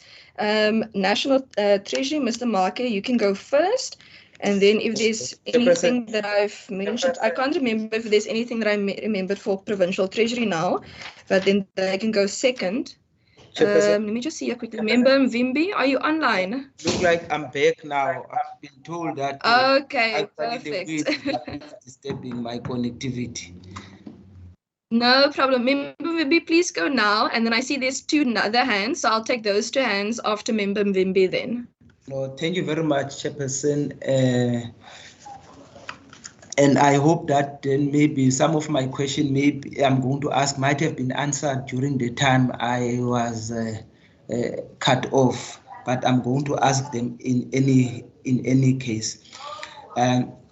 Now, just on the issue of the 10 million reduction in terms of the Klipfontein facility, I just wanted to check what was the reason for the reduction, because I think was it COVID related or was just a planning matter, because I think the explanation that has been given there, they were waiting for the submission of designs and plan or something like that. What might have been the delays for this? Was this reduction caused as a result of the delay, and the delays, what were the reason behind the delay of the implementation of this facility? The second question I had, Chairperson, is also very much related to the NDPG project. I know the NDPG project is a very important component, especially for municipalities. Now, but now I seems to not understand it clearly because it's sometimes when the presentation was made, it kept on being mixed up with the Provincial Youth Employment Initiative, as if fund is taken from it, or is it fund taken from the? How is it going to be integrated? Because I thought these two projects were two separate projects on their own. The Presidential Youth Employment Initiative, I regard it as a project on its own, as well as the NDPG as a project of its own, because I know the NDPG is a very useful project in terms of township development and modernization of the township, so that they can have quite an aesthetically pleasing appearance, and also their general upgrading. But now, when it's being linked with Presidential Youth Employment Initiative, is it says that then it's only going to be a youth-oriented project, or what really it is? Because to me, it's a very important project. So I think it might assist if maybe the department can just clarify more as to what do they mean about this project of NDPG versus the Presidential Youth Initiative, Employment Initiative. But also I wanted to check, because mostly my understanding of the NDPG is more of a municipal oriented project. does this money goes directly to municipalities, or it has to go to municipalities via the provincial treasury? I just wanted a clarity on that one. I think most of the questions I really wanted to ask, I think they have been answered. Yeah, well, just one last question regarding the allocation to municipalities. I see there's also, I'm very grateful about the amount of 81 million for George municipalities. Was there no consideration for other municipalities in terms of these allocations? Thank you very much, Chairperson. Thank you, Member Mvimbi, and also thank you for staying online and despite all the respective technical difficulties. Member van der Westhuizen and then Member Nkondlo, I saw the second hand as well. But thank you, Chair, and I appreciate the responses to my first input. Thank you very much. May I just comment on what we've been told, and that is that I'm concerned about these short-term interrupted and unsustainable poverty relief funding, and I do not believe this to be in the best interest of our youth. I visited the school earlier this year, and they had these teacher assistant programs that ran until the end of last year, but then for a number of months the youth were out of income. They didn't have any work, and I'm really almost ashamed to say, but they then stayed on and kept on assisting the teachers and the youth out of their love for assisting. But unfortunately, the income was interrupted, and I think we must acknowledge that people's lives do not quite work like electrical switches that you can just quickly switch up on and off as you walk through your home or through the office. The second one, Chair, in terms of the shift to Elsenburg, I'm glad that you've raised that. I do know that the Constitution requires of tertiary education institutions to be a national competency, but I think we need to acknowledge that, particularly in terms of agricultural colleges, that they have got the potential to really serve regional needs. And in the case of Elsenburg, they've, for example, strongly focused on viticulture, which is particularly a Western Cape agricultural sector, and I think we need to record our concern in this regard, and particularly the concern that this decision would be taken unilaterally, and it seems to me already there's an indication that some of the grants for the Western Cape would be decreased, if not completely removed, and that is obviously of huge concern to us as a Western Cape province. Then the next one, Chair, is a question regarding the formula for the division of revenue, and my question is, to what extent does it provide for services rendered to people from other provinces and the above inflation increase, for example, in health services, and particularly does it support provinces that are in a position to render particularly expensive treatments such as oncology, kidney transplants, heart surgery, etc. Because I do know of people that have come and then they've even given up Western Cape addresses just in order to get onto the waiting list in the Western Cape, because not all provinces do have the same measure of advanced medical treatment, and it seems to me in that regard as if we are getting a bit of a short stick. And then lastly, Chair, I don't see, but please correct me, that the formula provide for services that provinces need to render, or when they need to step in when national departments or entities fail. And in some cases, we even had to come up with alternative services or solutions. And here I'm referring, for example, such as the South African police services. Their money is under the national budget, But we find that we now need to employ law enforcement officers, etc., to try and curb the increase in criminality. And we all know that, you know, criminality and so on impacts on tourism and has a knock-on effect on the economy. And there are also other examples. For example, at the George Airport, it was eventually the Western Cape Province that had to step in to provide certain health screening services during the COVID time, and we're still in that, in just to allow people to again be able to land. You know, flights were unable to land at George Airport without the COVID-19 protocols being in place.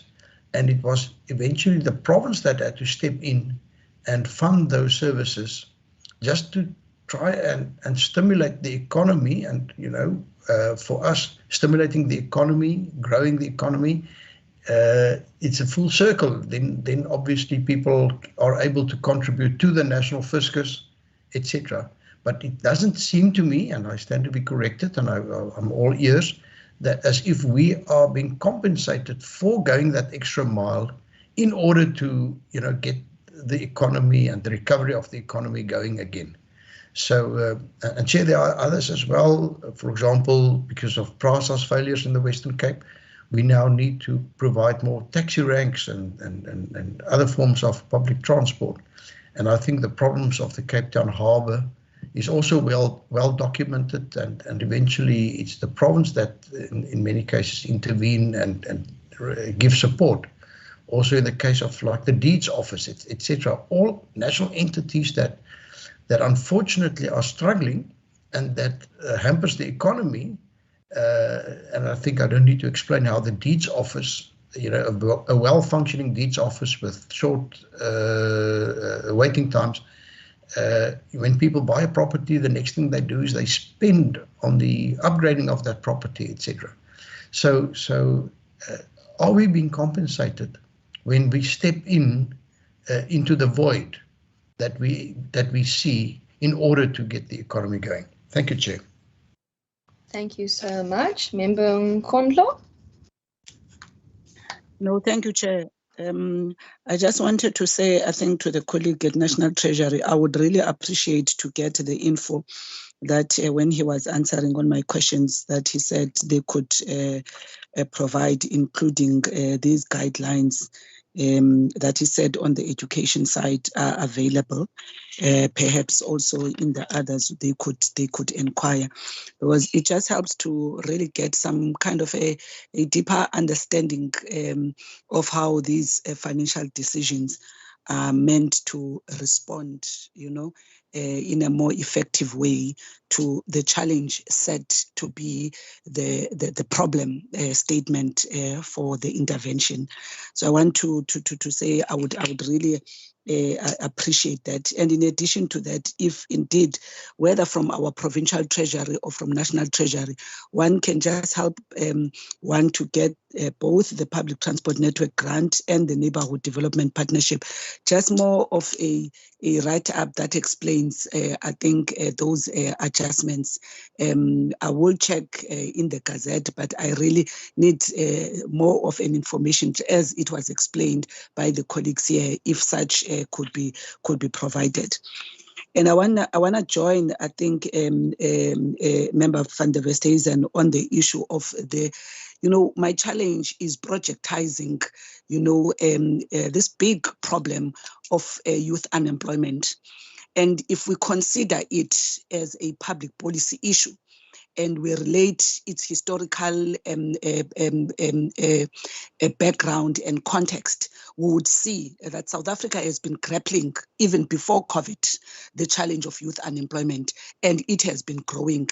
And I'm worried with a response that seeks to projectize, you know, the response to youth unemployment, because a project approach in this context, which is not a mainstreamed approach in terms of our economic response, for me is a challenge.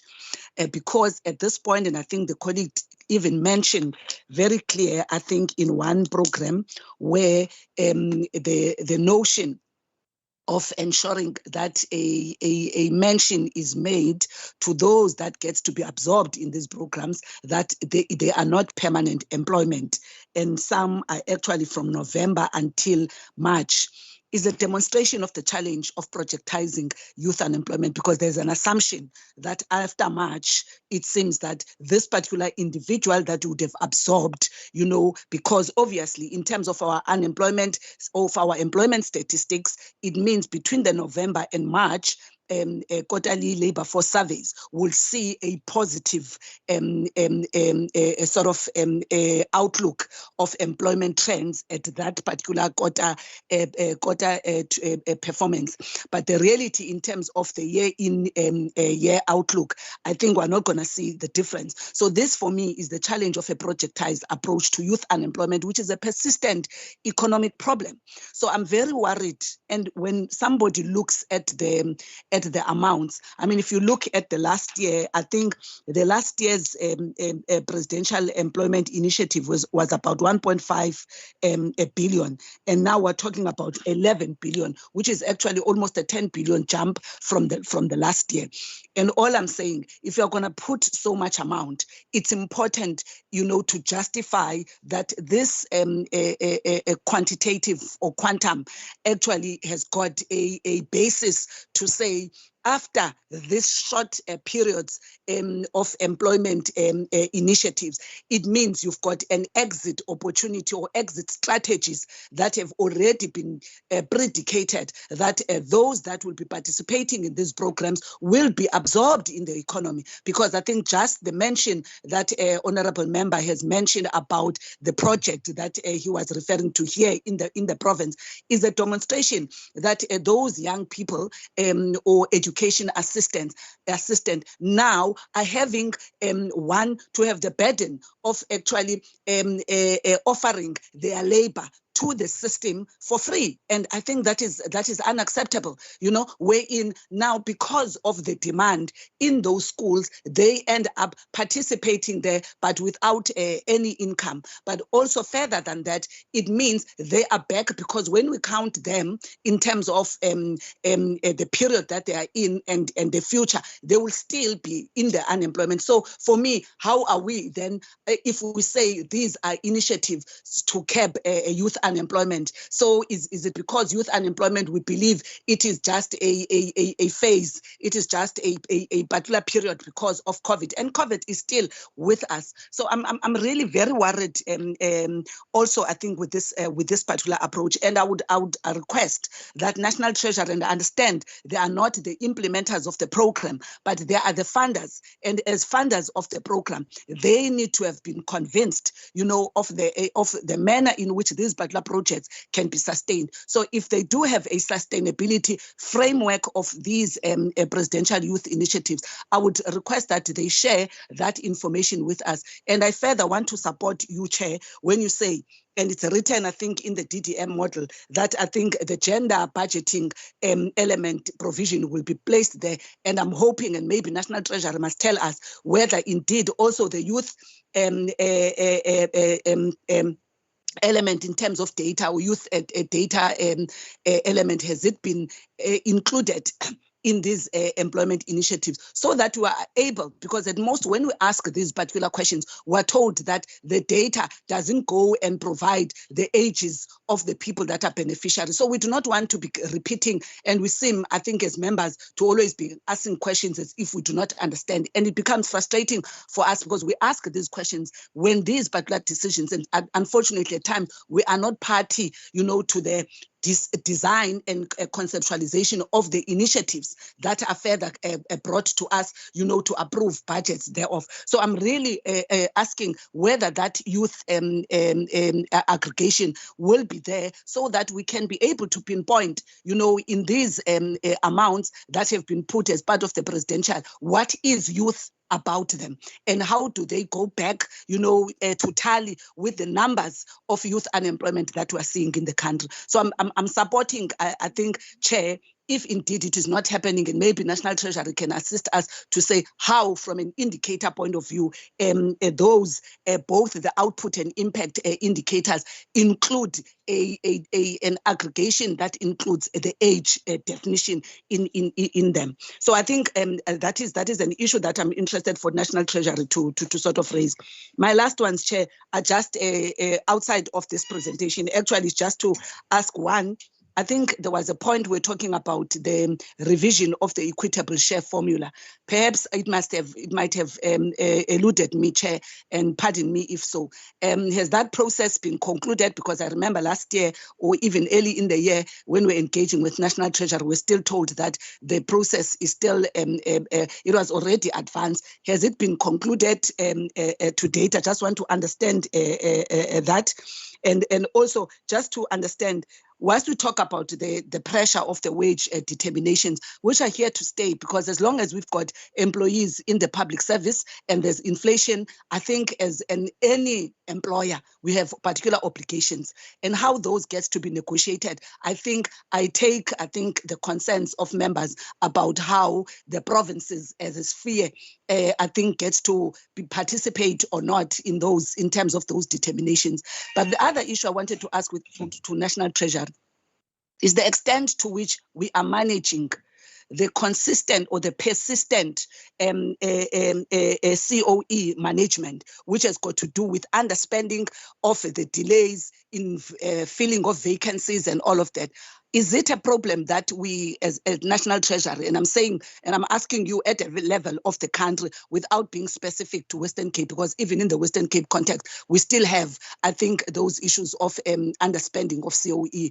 And I'm asking, is this a situation and a phenomenon that we are getting to a point or closer to where we're able to sort of handle, the underspending in COE? And I understand sometimes there would always be technicalities that are explained to us which is the reason why we ended up having such. But I'm just asking that as a general question to National Treasury, that from where you are sitting, do you believe that across at a national level, we are managing this element of COE underspending of budgets? Thank you very much.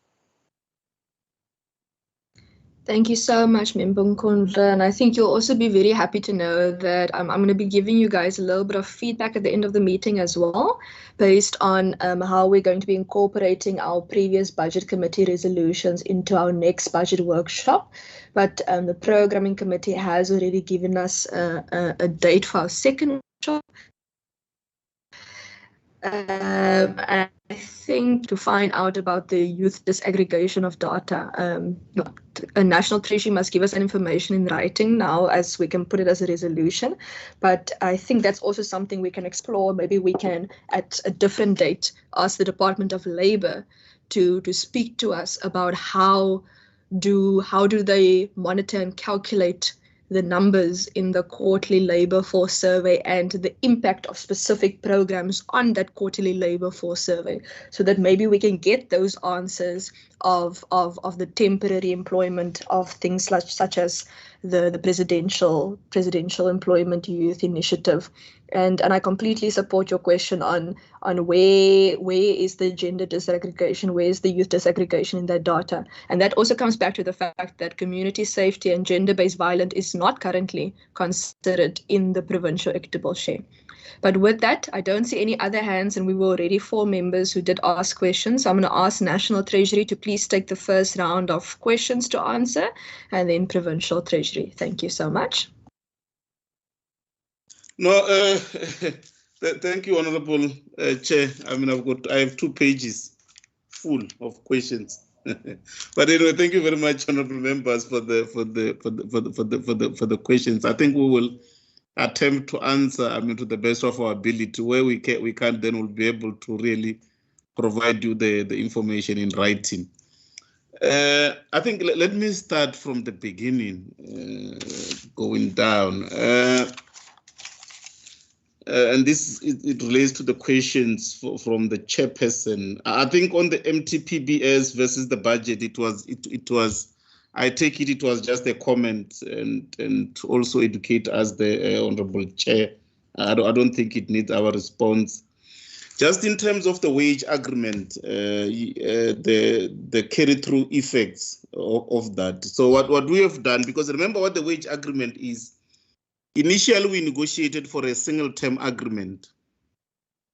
It's not supposed to have carry-through effects.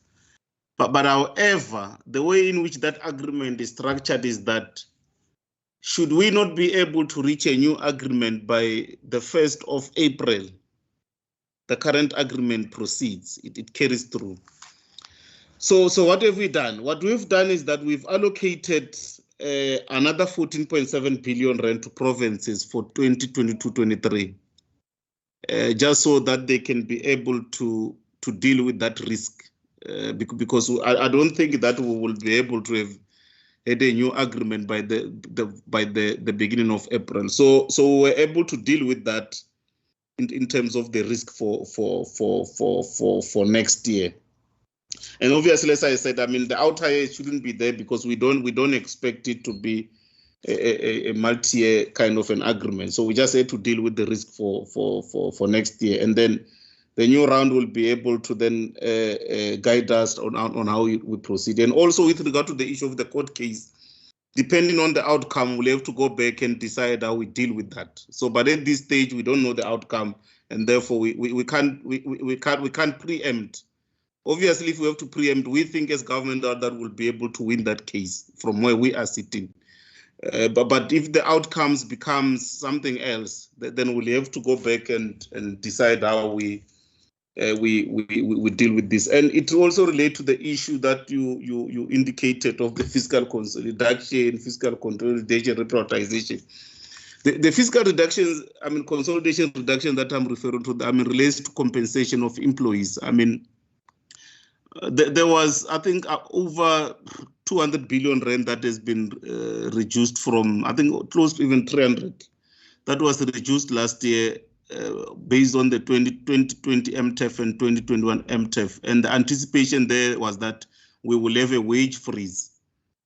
I think that was one of the and that's the reason why I was answering the honorable member when honorable member was talking about us having to pay the people that are currently there without adding new people. So that was the assumption that we had in the main budget, that, I mean, we will have a wage freeze. But we were not able to achieve that because wages are negotiated in the bargaining chamber, and hence we had to incur this cost of 20 billion rand, which we put back into provincial and national department budget, because that money was no longer there, because the anticipation was that there will be a wage freeze. So that is the fiscal consolidation reduction that I'm referring to, Honorable Chairperson. I don't think that was reprioritization. That was a fiscal consolidation reduction on compensation of employees. And also in terms of who gets negotiated, as far as I understand, is that provinces get to be invited. I think offices of the premiers are invited to come and also sit, because, I mean, and listen to the negotiators, and as and when they caucus, I mean, they are able to give their input into the employers caucus. So there was a decision that was taken a while back. I think it was the then Premier of the Western Cape actually wrote to the National Treasury and the DPSA about the same matter. And it was decided that, I mean, there has to be a structure that includes provinces that advises that include provinces that advises the mandate committee. So as far as I know, I mean, provinces, I mean, some provincial colleagues are invited into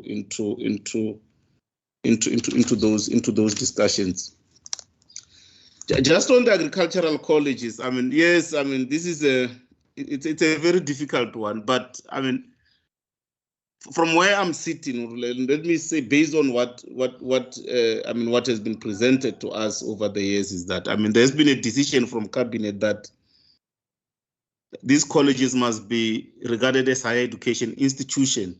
And the reason there was that, I mean, because currently the students that are attending in these colleges are not even receiving any funding from the NSFAS. So the idea there was that, I mean, they needed to somehow standardize these colleges so that the student can also be able to receive and benefit from the NSFAS, as well as standardizing the issue of curriculum, across them. And unfortunately, if once the colleges, according to the Higher Education Act, are declared, or once institutions are declared colleges or public university or university of higher education, so then they become a mandate of the national government. But there are current discussions that are happening, and I think and I must indicate, the Western Cape has registered its concerns with regard to this decision, and at both the TCF level as well as the Budget Council level. And what we are trying to do, that we've been trying to push, was that, because the decision was taken that, because at a technical level, we have to make sure that this happens. But at a policy level, I think from where we're sitting, we're trying to push for a meeting between the Minister of Agriculture as well as the MEC of Agriculture and the province, for them to meet and discuss at a political level, and then come up with some sort of an arrangement that might be able to work for both institutions. So we've not been really successful in terms of that. In fact, we actually even had a discussion yesterday around this matter. And we resolved with the National Treasury that should this attempt continue to fail, we will have to ask our ministers to convene the two. So that a discussion can be able to happen. That will also advise us in terms of how we proceed with the matter moving forward. But yeah, I think those concerns are actually receiving attention. We are also even planning to have a meeting next week between the National Department of Agriculture at the request of the Provincial Head of Treasury. That requested to have a meeting with us and the national departments. So we are trying to set up that meeting next week so that we can listen to both parties around this and try to find a common ground on how we can handle this matter moving forward, and what will be the consequences, in terms of the move or not moving, and what will that mean for Elsenburg. So yeah, I think it's not these are not easy discussions, I must say, and I don't think I'll be able to just give you a straight answer that will satisfy you. I don't think I'll be able to do that. Function shifts on their own are not easy. They are difficult in their nature. But they just need to be managed so that, at the end of the day, it has to be in the best interest of the institution itself. Just on the health component, I'm not sure, Kolisa, if you want to come there as well. We just concluded a revision on that component, and we had a discussion with the provinces. I think it was 2 days ago, if I'm not mistaken, Monday or Tuesday. I think it was on Tuesday. Yeah, Tuesday. Yeah, Tuesday. Yesterday was no, Tuesday. Monday. It was on Monday. No, Monday. With the 9 provincial department of health as well as the national health around and the provincial treasuries around. So it was a task team around the data that has been used, as well as the components that are there. And obviously, there were concerns that other provinces have raised, as well as the National Department of Health, in terms of what would this mean. And yeah, we have to go back and look at that so that we finalize. But we aim to finalize this in this MTF. So that is the idea from where we are sitting. I think for us as the National Treasury, we always avoid, and I hear, Honorable Chair, you're talking about the 1.2 billion rand changes. I think from us, the way in which we deal with the issue of equitable share from National Treasury perspective, because we have to be neutral. For us, it's about the principles. We present the principles to the TCF and to the Budget Council, as well as the data that informs those principles. And we always avoid running the data to see and show the province what the changes are, because each and every province, obviously, none of the provinces wants to lose. I mean, each and every province wants to gain. So ours, and I haven't really checked the 1.2 billion. I think I'll probably check it and engage with. I'm not sure if my colleague analyst has seen it, but maybe she can comment on it as well. But we always avoid doing that, because then it creates a conflict between provinces. Once you start doing that, the province that loses will not support the principles because it doesn't favor them. So we always avoid that. But changes in the components themselves means exactly that you will have some provinces that will probably lose and those that will probably gain. So it also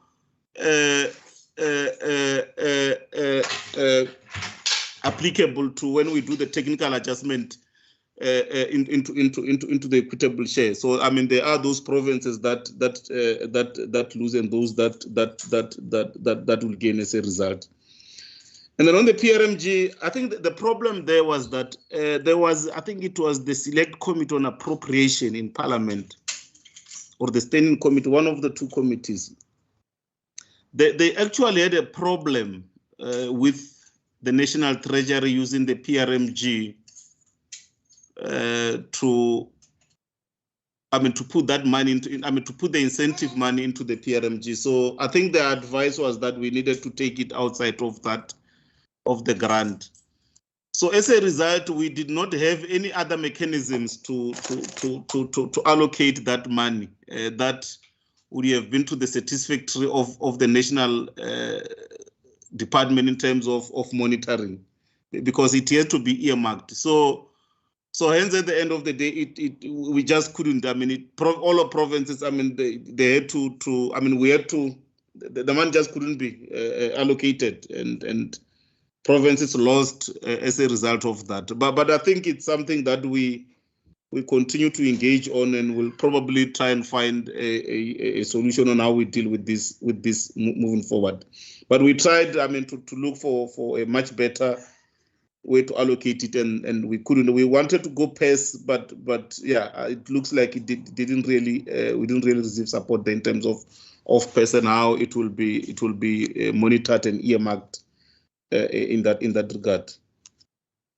So I think on the issue of planning, I mean, what I was referring to, I think we're referring to two different kind of planning here, Honorable Chair.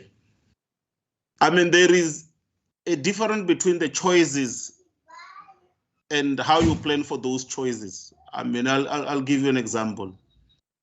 You could choose a wrong priority, and you spoke about the issue of the state-owned entities. You could still choose a priority that doesn't even relate or doesn't have an impact on the people's lives, and you plan for it properly, and you implement it properly, and you achieve the result at the end of the day, those that would have wanted to achieve. That is the kind of planning I'm referring to. Whereas on your side, you're referring to in terms of having to prioritize things that will be able to make an impact to the lives or the beneficiaries, or the people that you are supposed to serve. That is a different kind of a planning. It's actually having to make choices between your competing priorities. So the plan I was referring to is that it's a choice. You make a choice in terms of a policy, whether it's a good policy or it's a bad policy, it doesn't really matter. But you plan for it properly, you align your budget properly, and you execute it properly, and you are able to achieve the result that you want to achieve. I don't think that we've got a problem of having to plan for that, whether it's a good or it's a bad priority. Because even the plans that get submitted to us, you'll be able to see even the institution telling you when they're going to, they will want to achieve certain milestones in terms of the targets, and then how they align their budget, etc. And as I said, but when you start implementing, it becomes something else, and then the reasons, you start getting reasons of SCM and the likes. And also, I mean, that relates to the issue that I was referring to in terms of the PTNG and the city of Cape Town. And also you can say the same with regard to the 10 million of the Klimfontein. I mean, that money was in the initial cash flow plan of the department. I mean, it was planned properly, but I mean, they had issues in terms of the appointment of the service the service providers for the design. From what I understand is that there was a tender that was advertised for these purposes. I think it was around, if I'm not, from the letter that was written, around about November 2019, if I'm not mistaken. But it seems like they had some issues with the office of this OCPO, which resulted in the department having to withdraw that tender. I think it was also in some of the news at some point with regard to some of the. I think it's a business group that was really not happy in terms of that. But yes, yeah. So I think those were the issues that the department ran into, which then necessitated them to revise their cash flow because they will not be able to spend the 10 million. But that doesn't mean that they are losing the 10 million because it's still going to be part of the project. So it's we have to defer it in a way. So I think on the NDPG project and vis-a-vis the PEY, the presidential youth employment, and I think you can come in again and add, Kolisan. Unfortunately, the presidential youth employment initiative cannot be implemented in isolation. I mean, you have to find a program to implement them. I mean, for example, ECD, early childhood development, has always been there. I mean, the issue of schools, it has always been there. So you just have to find a specific program and then you are able to implement. So in this case, they are implemented through the NDPG project. I think there is also a write-up in terms of what the targets are there that we can also be able to share with you in terms of the kind of cohorts that they are planning to employ, but within the NDPG project. So the people will still work within the framework of the NDPG. I think Kolisani will deal with the George municipality, why the 81 George and not other municipalities. And then in terms of the the initiatives themselves, as raised by Honorable Westhuizen and Memkondo. Yeah, look, I think I agree with you, and I don't think that this program on its own will be able to eradicate the issue of youth unemployment, which is a fundamental big challenge that we need to address as a country. And I don't think that government as a whole alone will be able to deal with the issue of unemployment in this country without involving other stakeholders or other players that can be able to assist with other various programs. So I mean, so that you can be able to upskill as well as create other opportunities. I think the way in which this thing came to the National Treasury was that, I mean, when last year when COVID came and there were a whole lot of industries, especially in the higher levels of lockdown, a whole lot of industries were not operating. A whole lot of people started losing their jobs, and companies were saying, but this lockdown is affecting us.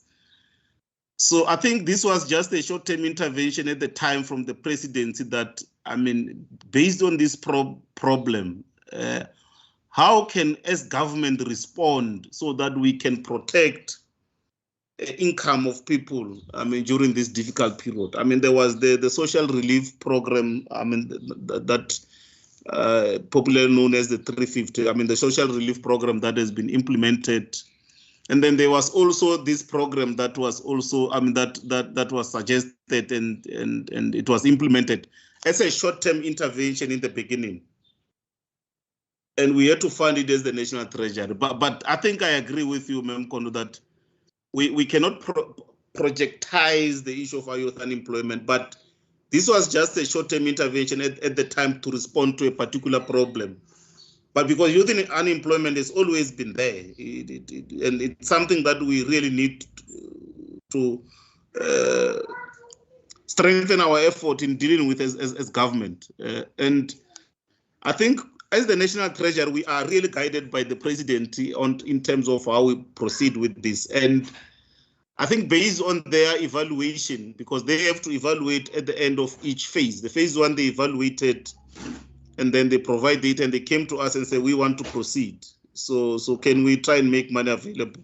So obviously, we also have to look at the fiscal framework in terms of the resources that can be made available to continue with this project. So I think even at the end of phase 2, there has to be that kind of an evaluation in terms of how do we proceed with this matter forward. But I don't think at this stage we can just take a decision that as the National Treasury, we will put this permanently into the baseline.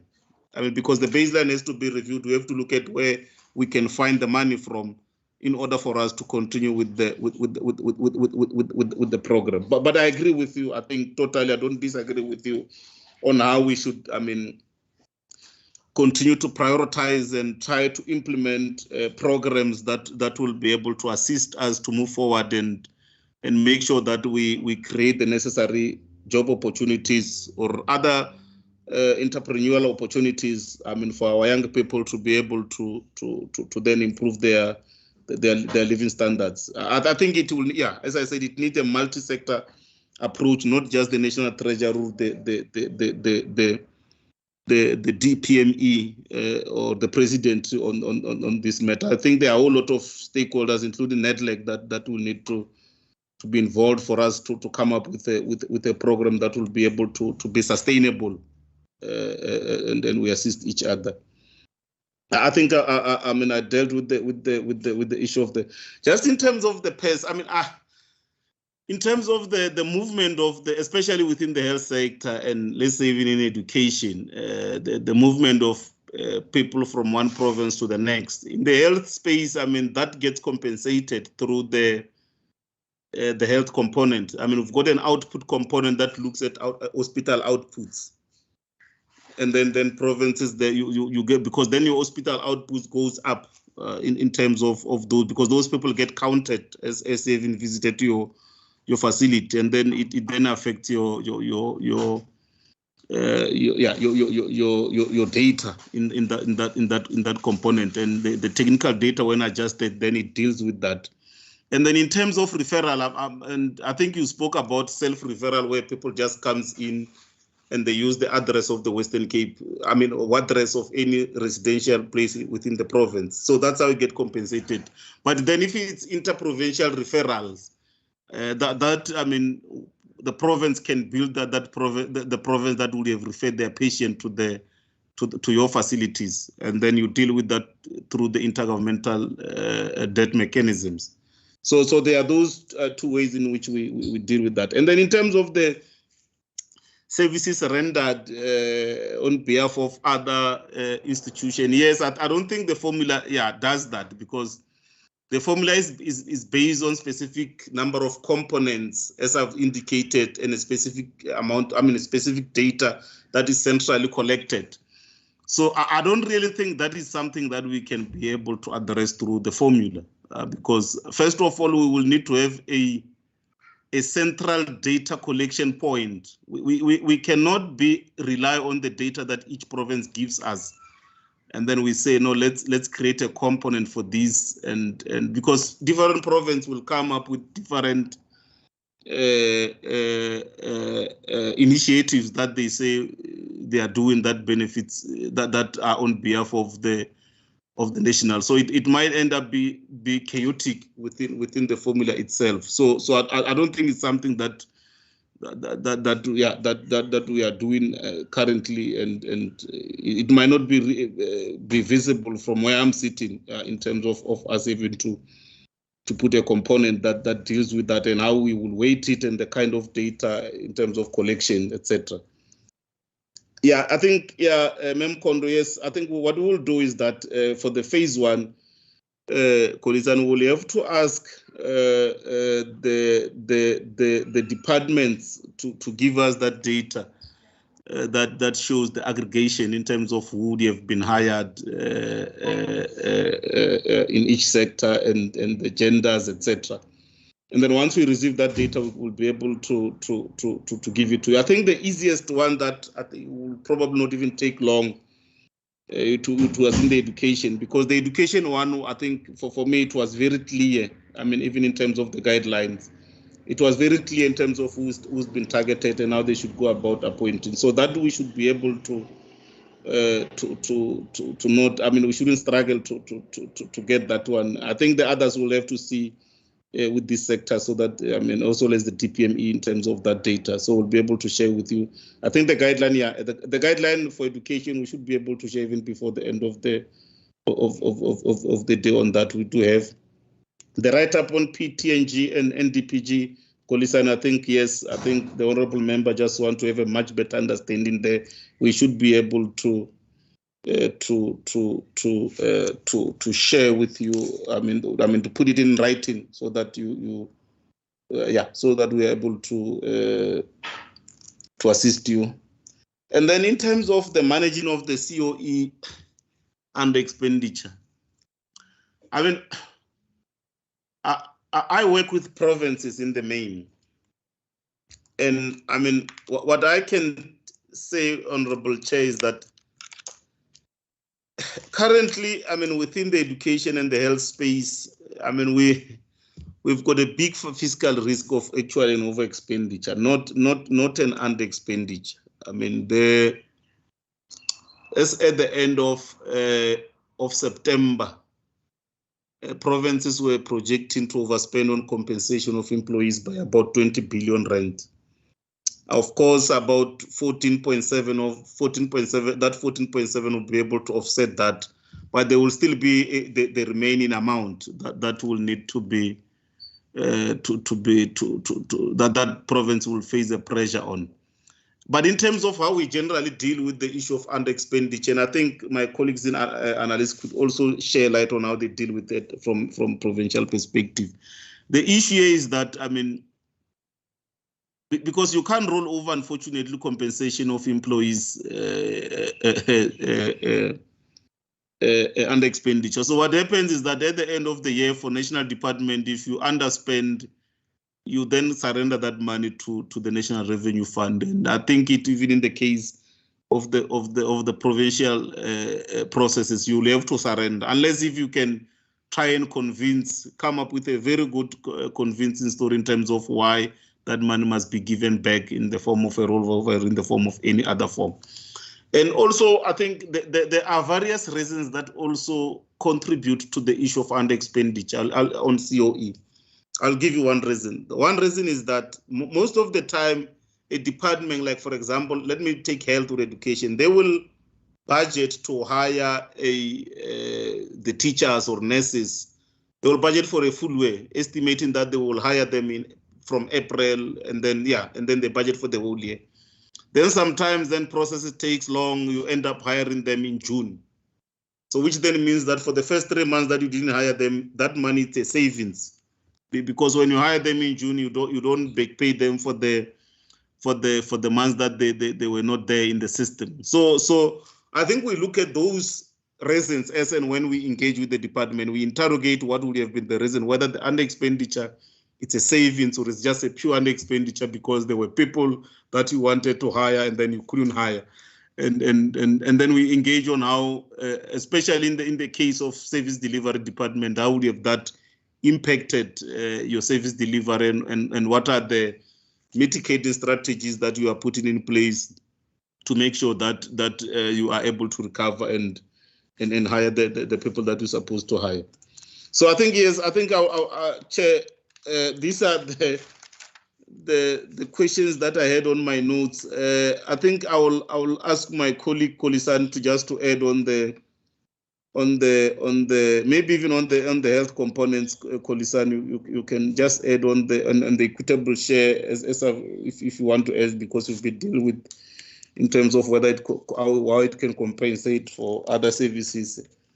And yeah, I think the question on the why not other municipalities as well. So yeah, let me hand over to Kolisan to just conclude on those. Thank you, Chair. Honorable Chair. Thank you, Mr. Make. I'll just add on to those questions. that you've just mentioned, because I think you dealt with a lot of questions quite in detail. But just to add on to Honorable Mvimbi's question about aligning the NDPG to the Presidential Youth Employment Initiative, just to give background and what Marumo said, that you have to find programs within existing grants or existing programs that are funded by the equitable share. And the NDPG was one of those. Last year, municipalities had submitted business plans to upscale the EPWP programs within the NDPG. So those applications were considered and were updated considering the Presidential Youth Employment Initiative. So there is alignment in that sense, because there is an EPWP program or component within the grant, which the Presidential Youth Employment Initiative funding will be going towards. And to answer your other question, if the money will be going directly to the municipality, the money will be going directly to the municipality, as it's part of the NDPG grant. So as the municipality has been receiving transfers from the NDPG, this will not change. They will still receive transfers the same way. With regards to the allocation from the BFI funding to George municipality, yes, other municipalities were considered. Obviously, municipalities sent through applications or proposals or projects that may need funding from the budget facility for infrastructure. And George just so happened to be that municipality that had ticked the criteria for what was needed and how the money should be allocated. So the criteria that were used, just to briefly give members an indication, was, is the project falling within the priorities of the Presidential Infrastructure Coordinating Commission with endorsement from the Department of Water and Sanitation? Is the project costed at over 2 billion rand, and will it have long-term impacts on economic growth? And is the project being in the water and sanitation sector, as this is one of the priority sectors for the BFI. So George's application ticked all the boxes, and that's why they received the money that they received from the BFI. So yes, in essence, yes, other municipalities were considered, however, they did not tick all the boxes. I don't have much to say on the equitable share. I think Marumo has said quite a bit in detail, but and we can't speak on the rand or cents impact on the implementation of the updated health component, but we can say that the ranges of the impact on it is between negative 0.6%. So the most the municipality can lose is 0.6%, and the most province can gain is 1%. But in all of these things, looking at the impact that it would have, the equitable share will be phased in. So which essentially means that a province won't feel the 100% of the impact in this or in the coming financial year. They will gradually, the equitable share will gradually phase in the impact over 3 years.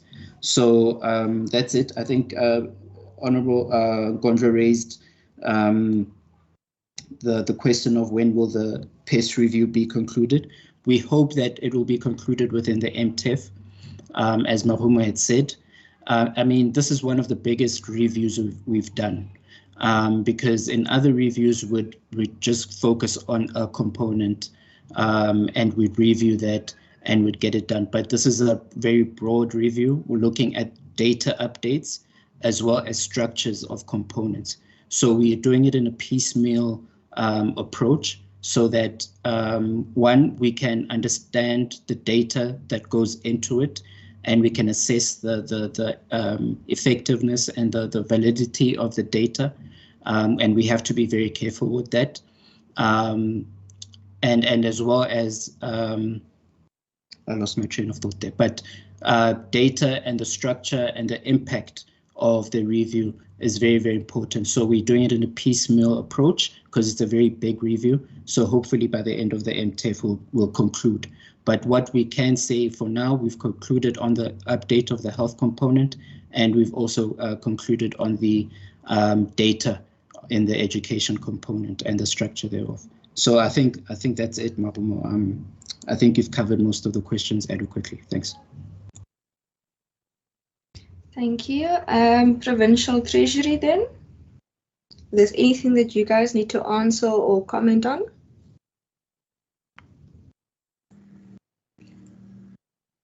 Chair, I think Maruma has covered us both on the Elsenburg issue, and I think then he's also covered us on the COE issue. Thank you, Chair. Perfect. Thank you so much. We do have a little bit of time left, so if there's anyone that has an urgent question, I'll take it now. Otherwise, I'm going to open to the public. Okay, I see one hand. Okay. Member Bosman, you can go ahead, and then I'm going to open up to the public. Thank you very much, Chairperson. Chair, I just want to confirm whether I heard Mr. Market correctly. Did he say that National Treasury cannot accommodate gender-based violence and community safety in the provincial equitable share formula because they can't rely on the provincial data? Did I hear that correctly? Okay, thank you. I heard that as well. I'm going to leave it to Mr. Market to deal with that question then.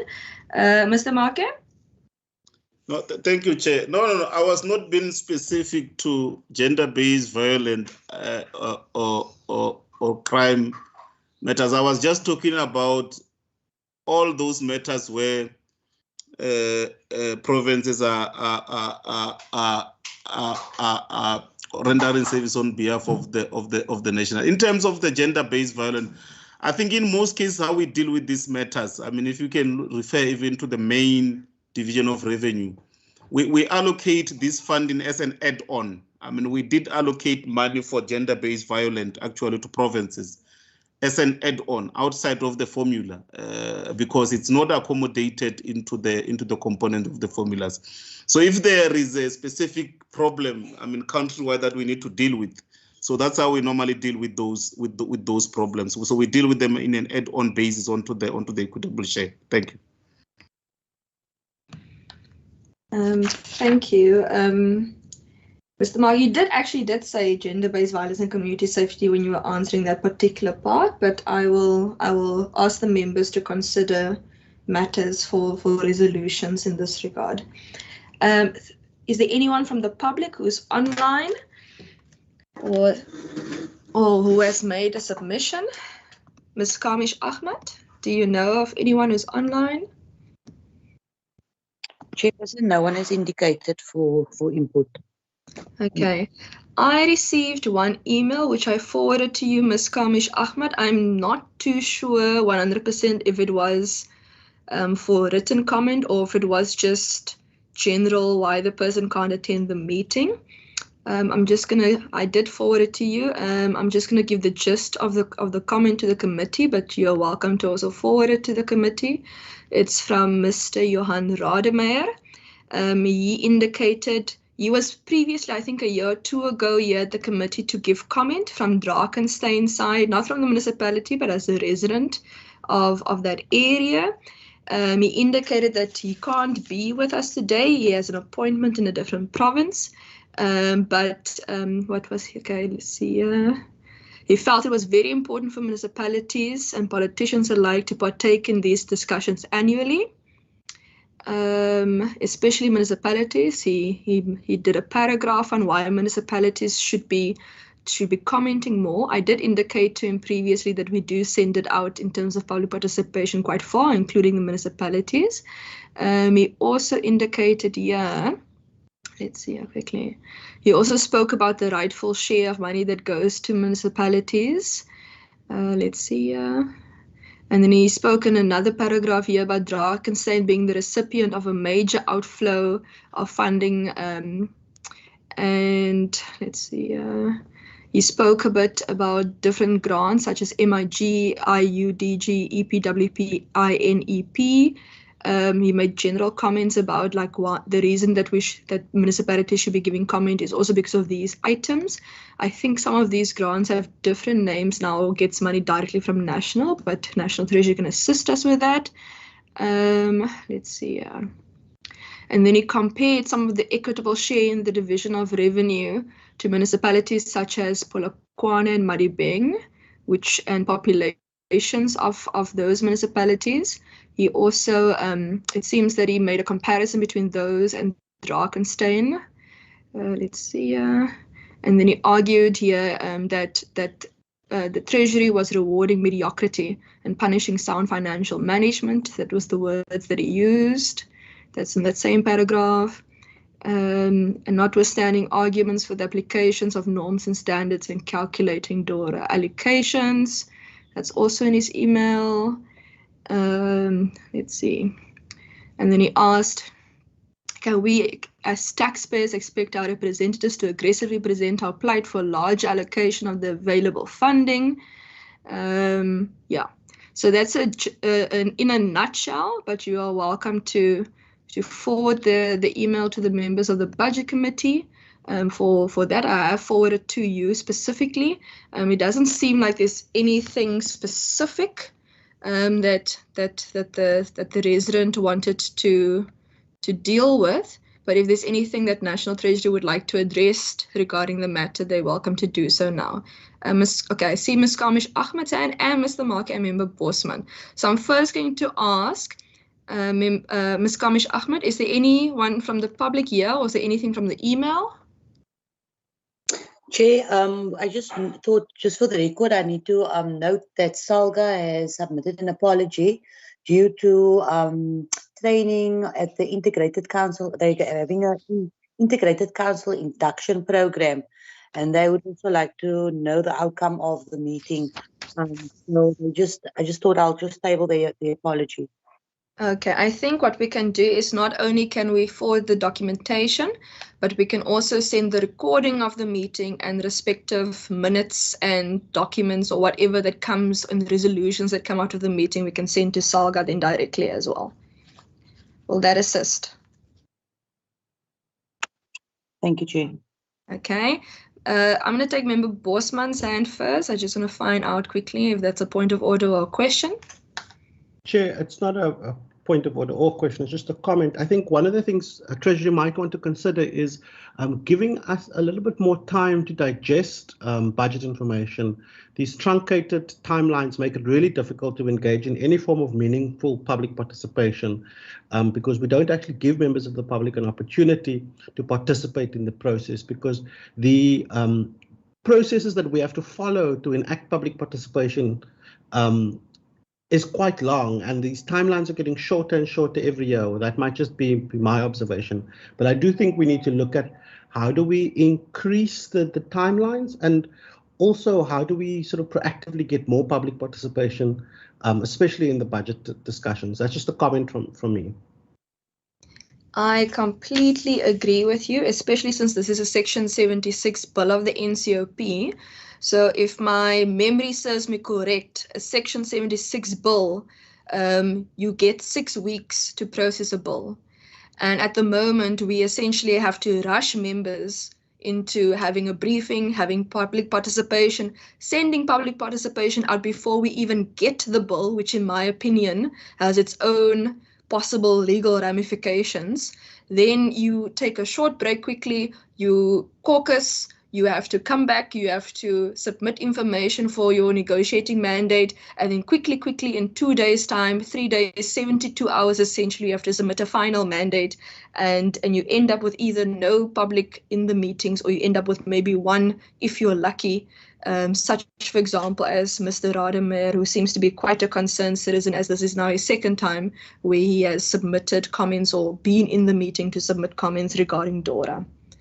But it is definitely something that National Treasury needs to look at, and I would like our NCOP delegate, Mr. Njadu, to also take this up with the NCOP, please, because the budget is one of the most important documents in a parliament. And to have 72 hours essentially to go through all of this It's not fair on the residents of the Western Cape, and it's not fair on the members of this committee, because you end up with sleepless nights trying to be able to get this information through and to encourage public participation in this regard. Mr. Marke. No, thank you, Honorable Chair. I think, yeah, no, we will communicate as such from our side, and then I think Honorable Njad will also communicate that from the parliamentary side. I mean, because I think there are those two processes. I think on the questions that were also raised, probably you could also share with us, and if we will then see if whether there are any things that we need to respond to, and then we will probably respond to those in writing. And then just the last one on the disclaimer to Honorable Bosman on the matter of the GBV, because it's a very sensitive matter. If I indicated that it's not a priority, I mean, I think I want to refer you, Honorable Member, when you've got time, to the main division of revenue bill, page 81, table W117. So that's where you will see how we deal with the allocations that are outside of the equitable share formula. So you will see there is quite a number of allocations there, including the gender-based violence and the sexual transmitted infection support, the sanitary dignity program, the substance abuse, and the food relief. So that's how we deal with those kind of allocations that are not actually included in the components of the equitable share. Thank you very much. Honorable Chair. Thank you so much, Mr. Njadu. Thank you very much, Honorable Chair. Chair, the matter of public participation is a matter of consideration at the committee, and it's a matter that came up several times. But sometimes it comes in terms of time schedules of the completion of the process, the whole process. So, but I may mention that it is a matter under consideration. Thank you very much. Thank you so much. Given that I don't see anyone else online for public participation purposes, so I'm going to thank National Treasury and Provincial Treasury for being here today. We will let you know also in our resolutions if there's any extra information that we need. But thank you so much for being here and for answering our questions. I know Member Mvimbi in Scopa always says we're not here to catch you out. We're here because we're doing our oversight, and I want to echo such sentiments that when we're asking difficult questions, it's often because sometimes the money and budgetary matters are so complicated in a technical sense that the anti-SARAs on the ground don't necessarily understand how it impacts them on a community level. And as public representatives, it really is our job in order to assist with simplifying such information and the impact of information such as budgetary implications. And I thank you all for being here, and you're welcome to leave the meeting now should you wish to go about your day-to-day business. You're obviously welcome to stay if you would like to listen to the meeting further.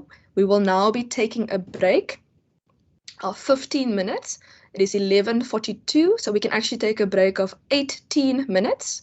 And then we're going to be dealing with our negotiating mandate stance.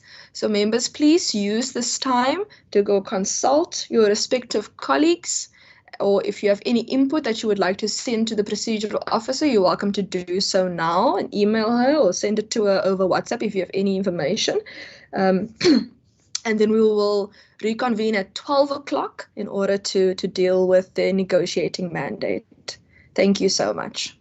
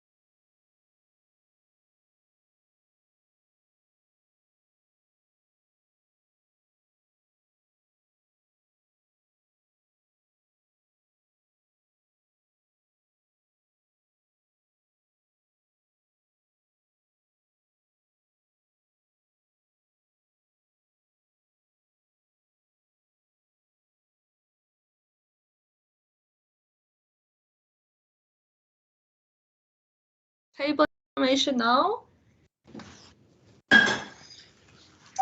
Before we're going to first deal with the information and the views before we get to things such as resolutions. Chairperson? Yes, Madam Vimbe. So is this the period now for support or against? Yes, usually we first table information and issues that we would like to put into the report before we indicate the actual vote. But if you would like to indicate your vote now, you're welcome to do so now.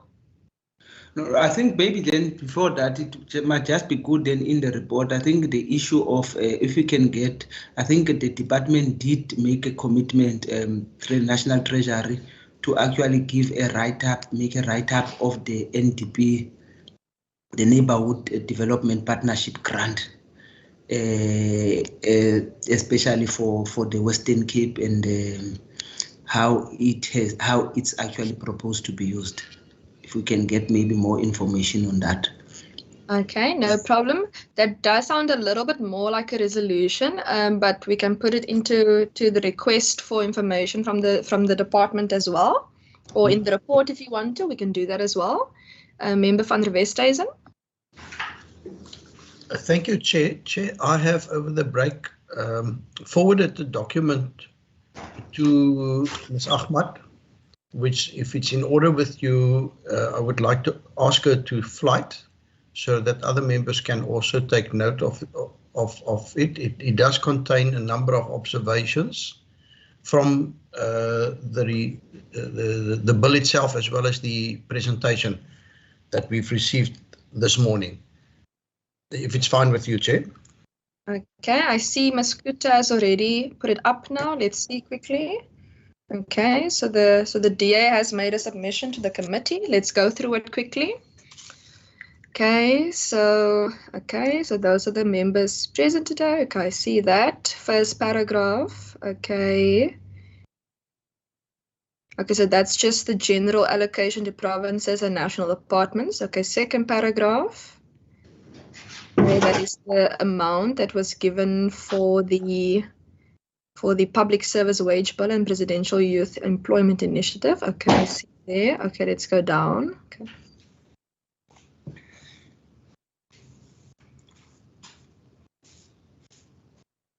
Ms. Klute, if you can just make the page a little bit bigger, please. I know I wear glasses, but if you can just assist me a little bit more. Thank you. There we go. Okay, health vote 18. Just no, don't move up and down. Just wait, just hang on. Health vote 18, health facility revitalization. Okay, so that. Okay, HIV grant, human resources grant, social development. Okay, let's go down to the next paragraph. Member van der Westhuizen, while I'm going through this, I'm assuming it's also just a cut and paste from the bill as well. From the presentation, Chair, I just changed portable water to potable water for George. No problem. And then, okay, grant increases. Okay, yes, that's fine. That's just technical information. Health vote. That's also technical information. Let's go down to the next paragraph. Directly provision. Okay, so that's also technical information. Medical interns, reprioritization, that is technical information. Ms. Kamish Ahmed, you can just take the red thing under reprioritization away. I do know sometimes Word doesn't acknowledge the S in our words. It always considers the Z. Okay, cuts to the national health doesn't affect. Yeah, that's correct. Just put a full stop there at the end of that sentence. Ms. Kamish Ahmed, cuts to the, or Ms. Klute, yeah. Just put a full stop. There we go. Let's see. Wage agreement, yes. Provinces will decide, yes, okay. Reprioritization, goods and services. Yeah, that part doesn't affect the Western Cape, that is correct. Let's go down. Okay, that seems to just be an explanation and a breakdown of the respective grant. Okay. Infrastructure grant. Okay, so that's just a breakdown of the respective adjustments. Okay, let's go down. Okay, million added. Okay, that's just information on the particular grant. Potable has been corrected, yes. 1.3, yes, that's extra information. That's also technical information related to the information that Member Vimbi is also looking for. Yeah, you can just ignore that. I know that the American comes up in these Word documents. Let's go down.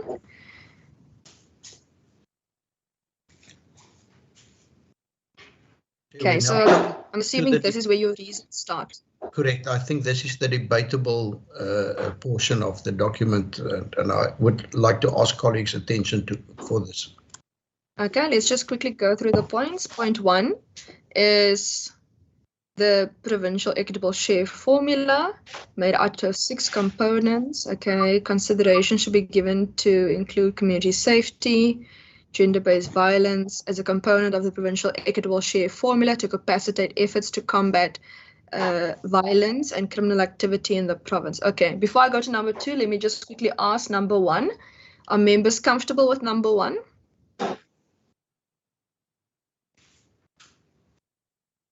Yes, no, maybe.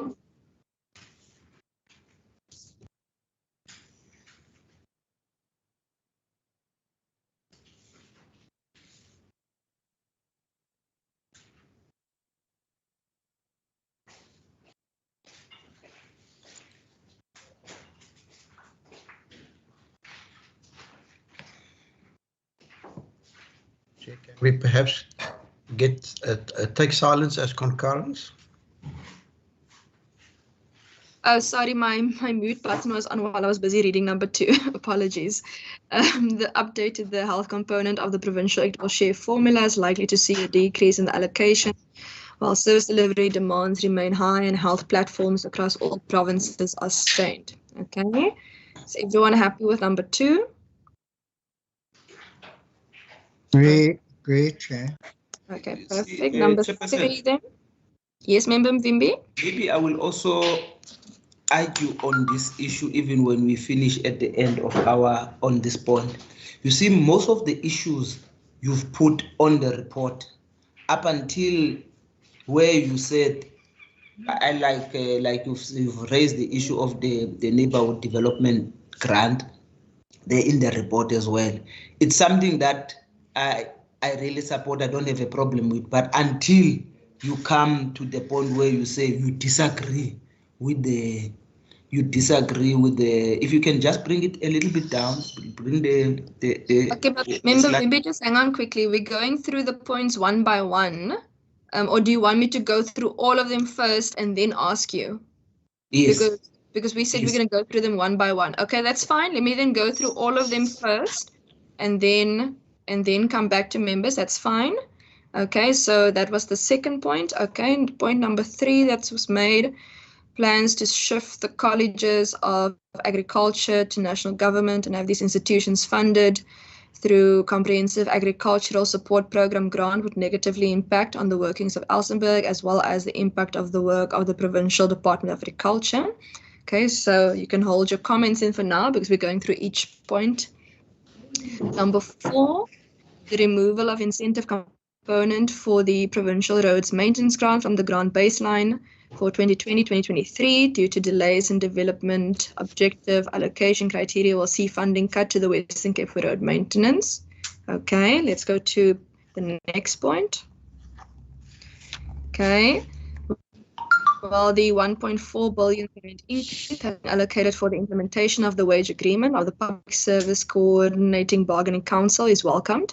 Continued uncertainty in regards to the public wage bill remains a concern, which could significantly impact the provincial budget. Should the Constitutional Court overturn the decision by the Labour Appeals Court, which allowed the government not to implement the civil servant increase, which was part of the 2018 agreement, the back pay owed to public servants would have significant impact on the fiscal framework. So that's point 5. And point 6, in the 2021-2022 and 2022-2023 financial year, National Treasury has allocated 20.5 billion rand for each financial year for the implementation of the public wage agreement, including a once-off non-pensionable cash gratuity for public servants. However, uncertainty over the funding for the public wage bill in the long term remains a concern, as no additional funding has been allocated in the outer financial years should there be an increase in the public wage bill. Ms. Kamish Ahmed, I don't see anything after point number 6. Is that the end of the document? That's Lizette, that's correct, Chairperson, is the end of the document. Okay, thank you. Member Mvimbi had things that he wanted to raise, and then I see Member Nkondlo's hand. Let's quickly go up to number 1. Again, Member Mvimbi, you have the floor. Okay.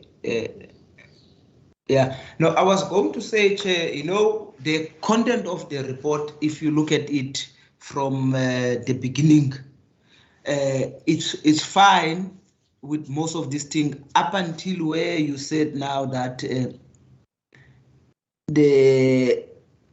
where you said that Western Cape province fundamentally disagree with the current provincial. I think if you go down a little bit, go up a little bit, go up. There was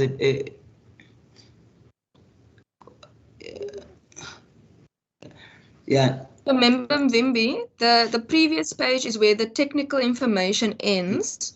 Yeah, and the technical information is fine, okay. Chairperson. Now, but then that's where I had the problem with when we start disagreeing with the issue of the equitable share. Like, for example, I personally don't have a problem with the equitable share, because it has been explained to us a number of times, and even the problems that they are encountering in other provinces are the same problem that we are also encountering, until such time that there is something proposed. Because while you disagree with it, it will be good if you say this is what we proposed. I would not like a situation whereby we just disagree just for the sake of disagreeing with. If there is nothing that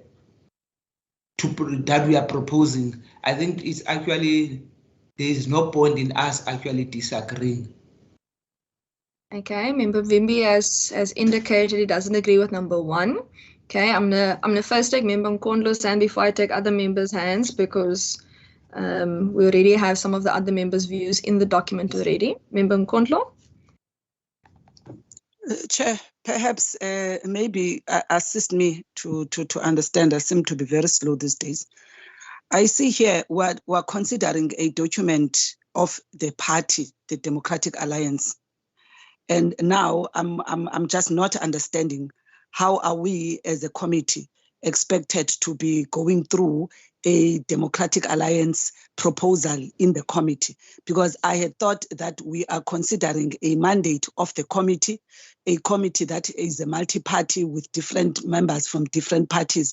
Unless there's a different approach now, parties must submit their proposals for then for the committee to then consider. Is that the route that we are following? I'm not even getting into the detail of the document, but I'm just concerned in the sense that now we are attending to this, and we are expected, to actually make inputs in a document that is written, the Democratic Alliance Western Cape, with the above information request that the Western Cape. Is it me that I'm missing something here, or was this a submission of a member of the Democratic Alliance? Maybe just clarify for me so that I understand where we are. No problem, Member Nkondlo. As you may remember, last year and the year before that, what happens is with the negotiating mandate phase, that when we get to voting part, the respective political parties indicate their respective votes and their respective reasoning for their votes. And members of political parties are also welcome to make written submissions if they don't want to just make oral submissions. This document was received from the Democratic Alliance members. The word Democratic Alliance won't be in the actual report, but the Democratic Alliance has asked us the 6 points, the reasoning after the technical matters.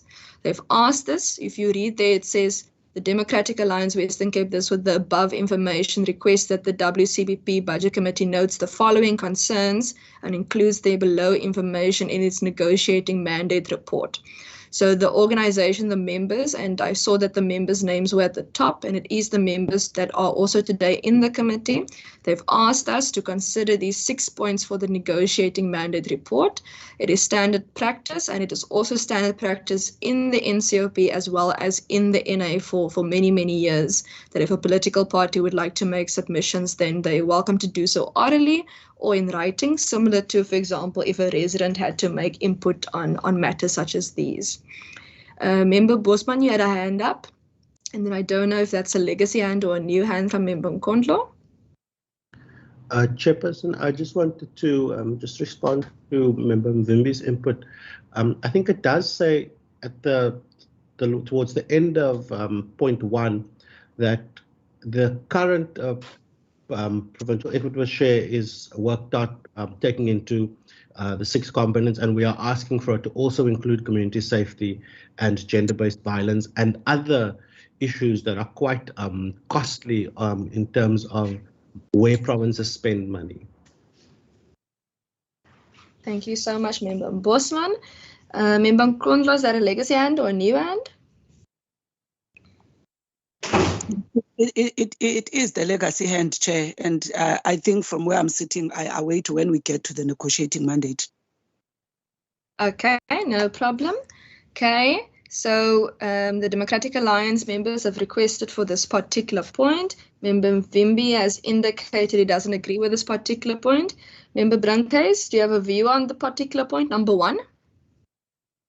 Yes, Chair, I agree with it, with point number 1, for the reason being that we do have a crisis here in the Western Cape in terms of violence and gender-based violence. So yes, I 100% agree with that point that the party, the Democratic Alliance, are making there, and we can do with the extra fund in the program. Thank you, Chair. Okay, no problem. So we have 4 for 1 and 1 against. Let's go to number 2. Number 2, that was regarding the health component. Member Mvimbi, I will give you first input. Chair, just to make things easy and maybe to also save time, I don't agree with all the points from 2, 3, 4. So all 6 you don't agree with? Yes. Okay, no problem. That's fine. Member Brankhuis, and then I'll take any other members. I'll start with point number 2, Member Brankhuis, or would you like to give input on all of them at the same time? Yeah, the rest of the point, I was abstain. Thank you. No problem. So Member Brankhuis wishes to abstain from points 2 to 6, which then deals with the health component, the College of Agriculture, the incentive component on the roads maintenance grant. Let's quickly go down. What was the other 2? Ms. Kluter, you can just quickly go down.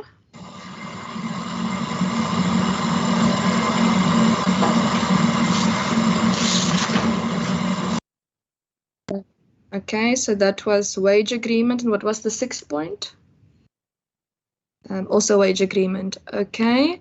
Let me quickly take the other members' hands before I go to the editing of the document and other matters that needs to also be included, such as the advertisements and things like that. Member Nkondlo?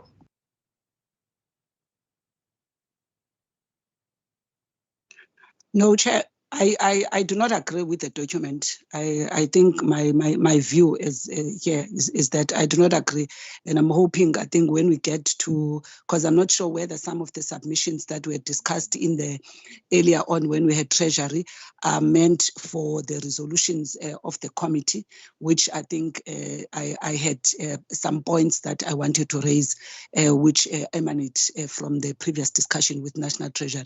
Maybe you would advise on that. No problem. In terms of the general voting, just to give us a little bit of extra clarity, the reason I asked Member Mvimbi's and Member Brankhuis is just because I wanted to find out about the respective votings. I did write down here in my notes about your write-ups that National Treasury needs to give to you. Ms. Kamish Ahmed, let me just find out quickly, do we need to put those in the report that we want those, or do we need to put those in resolutions, or do we put them in both? Chair, this is just a negotiating mandate. All requests for information can go into the minutes, and then we will email that directly to the National Treasury so we can get the responses from them. But the report as is, and in previous years, we should just note the reason for support and non-support. Okay. Now let's quickly first go and edit this document where it refers to political party. Quickly go up. And then what I'll do is I'll put the full document with the extra advertisement information to members. So just take out that first line up until the word WCPP Budget Committee. Let's see there. Yeah, take it out. Okay, because then I think that's the only reference to it. And let's go up to the document at the top quickly. Just want to see if there's any other reference before I put the document to the members. So you can take the members out. Oh, sorry, you wanted to start at the top. Okay, take all the members out. Yes. Then you can take out the top part and start by Western Cape. Okay. Okay, that looks correct. Member Nkondlo, or member Ms. Kamish Ahmed, is it relating to the editing? Yes, Chair. I actually prepared now. Mr. Van der Westhuizen emailed me, and I just want to. I was just in case Lizette doesn't have to edit this. I put it on our formatting. Can I rather share my document? Okay, let's quickly see. Member Nkondlo, I'll be with you now.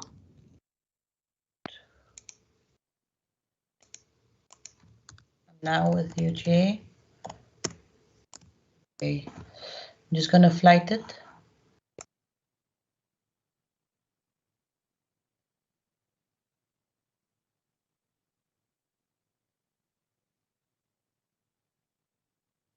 Okay, so it's the different form. Okay, let's make it bigger just so we can see.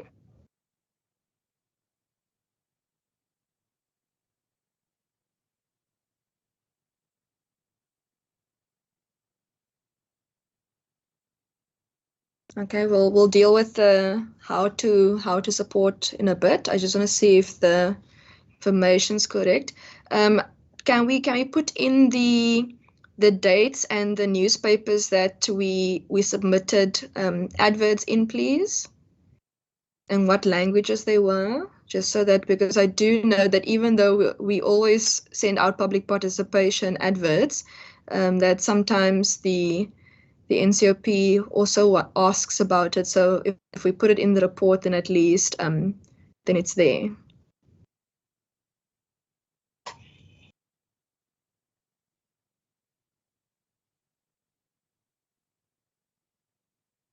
You also did include it into the meeting plan, so you can, yeah, I was just about to say copy and paste.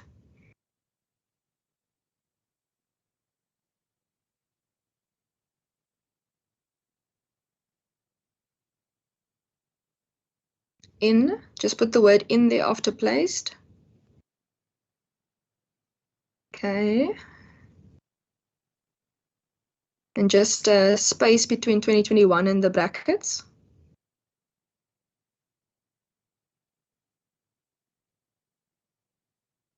Between 2021 and the word Afrikaans, the bracket. Okay. Now August is English. Yes.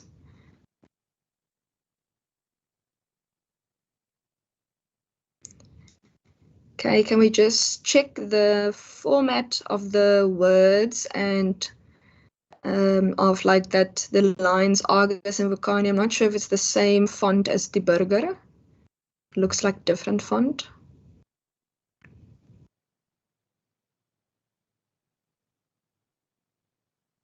Okay, let's quickly go down.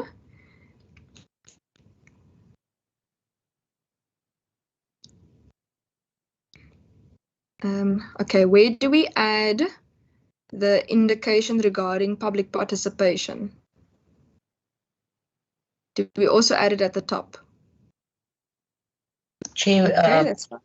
if you want, do you want to add a concern about public participation? Because we can add it in here. Okay. Members, is it okay if we add the concern regarding the timeline for receiving the bill and doing public participation in here, or do you want it at a different place? Okay, I'm going to take silent. Okay. Member America? The advertisement is a call for public participation, and perhaps it is appropriate to have it included below there. Perfect. Okay, let's put it in there.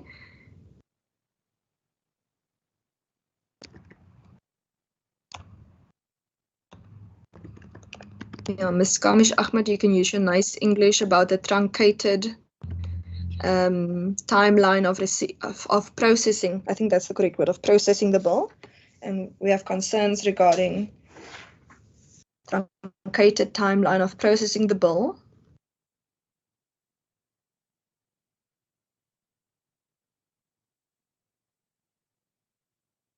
And that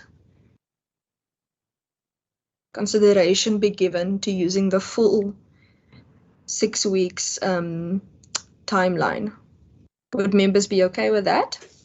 Because the NCOP timeline is you can use for 76 bill that you can use up to 6 weeks.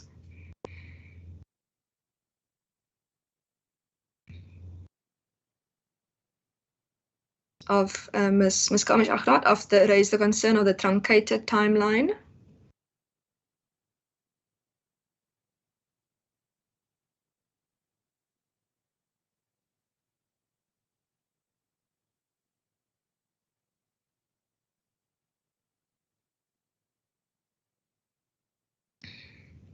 Okay, before the word timelines, include the word truncated, Truncated. Truncated, yeah, it should be automatic there. Okay. I think that's in order then. Is members happy with that? Okay, take silence as concurrence. Let's go down. I'll put the final document at the end. Now, before we put the final document, I need to ask what the views on voting is at the moment for the bill in terms of support or not support. Just hang on quickly. You must first put that non-support in red because no one has indicated whether they support or don't support the bill just yet. We must all do that. Okay, Member Mvimbi, you can go ahead because I heard your voice first. I would say I support the bill as proposed by National Treasurer. Okay, Member van der Westhuizen. Sorry, Chair, I would like to reserve my position for the time being. So Member van der Westhuizen is reserving his position. Who's next? Member America.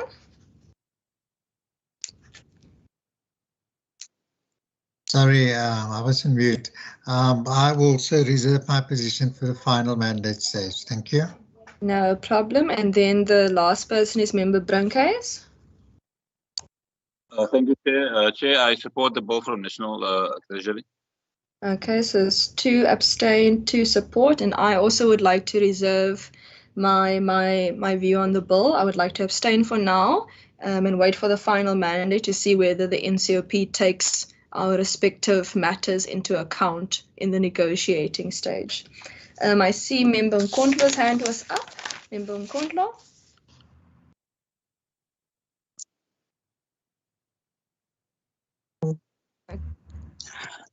No, Chair. I thought when the coordinator was responding, I think she related to the documents that one has asked for.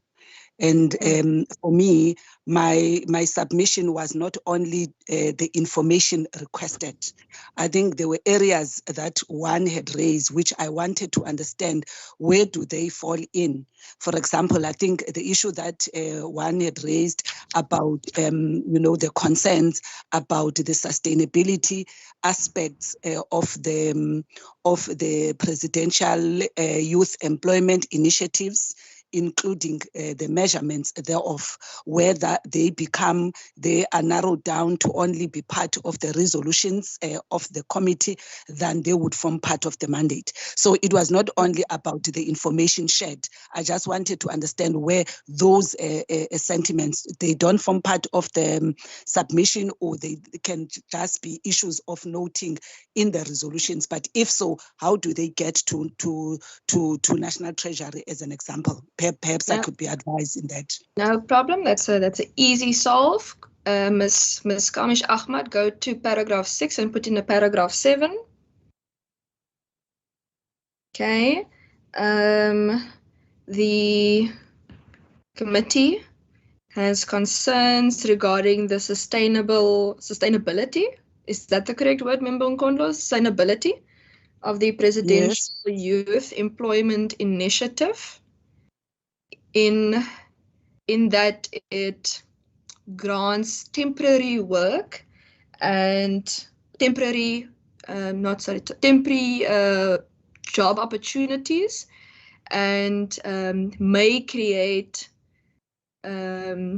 expectations of permanent employment.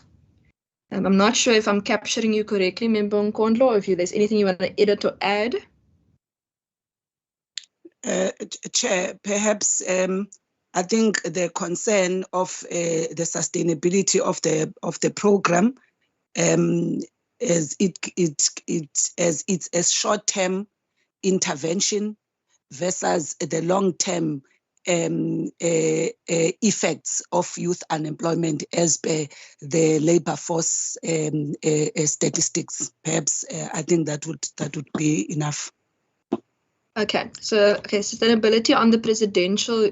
Okay, it's Presidential Youth Employment Initiative. Let's just quickly get the grant name correct there.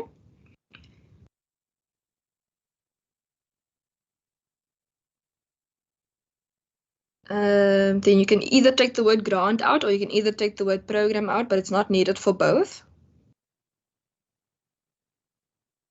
Okay, as it creates a short-term intervention. You can take the extra space out there before A. Yes, a short-term intervention.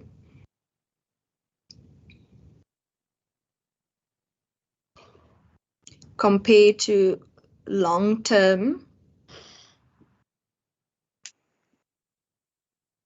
was it sustainable impact? What was it? Long-term empowerment of youth. Long-term effects of unemployment. Of unemployment. Okay. Is there anything else you would like to add? I think, Chair, I'm not sure whether it's already captured the interest of aggregating the data to report on the programs, on the youth, on the investment done to the youth. I'm not sure what's the right English to put it, but I think the element of disaggregation of the data, you know. Okay. Let's put in number 8. I think this one relates to a Women's Parliament resolutions actually as well, that we request that National Treasury considers. We request National Treasury to consider disaggregating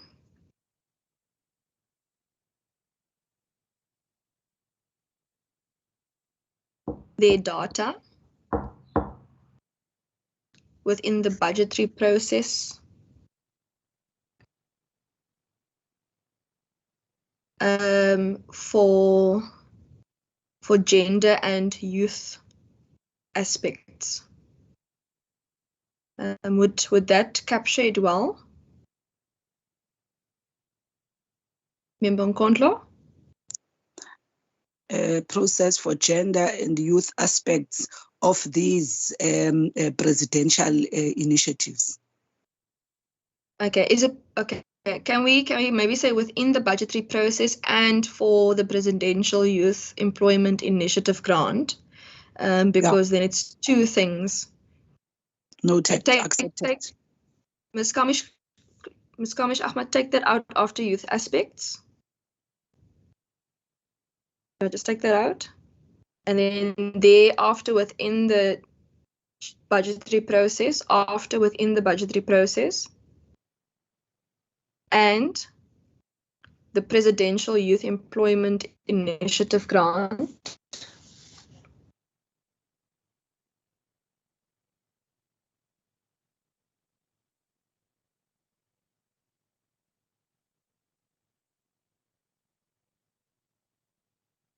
Okay, and let's just capitalize those thingies quickly.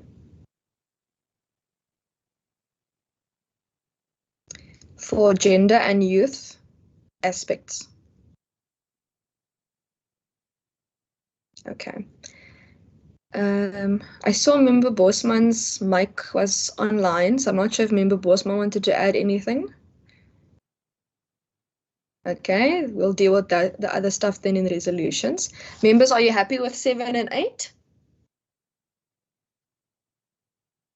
Okay, so then given that there were 3 abstain and 2 support, then the report will indicate that we abstain in the negotiating mandate, and you can then indicate there African National Congress and Al Jamaah. Yeah.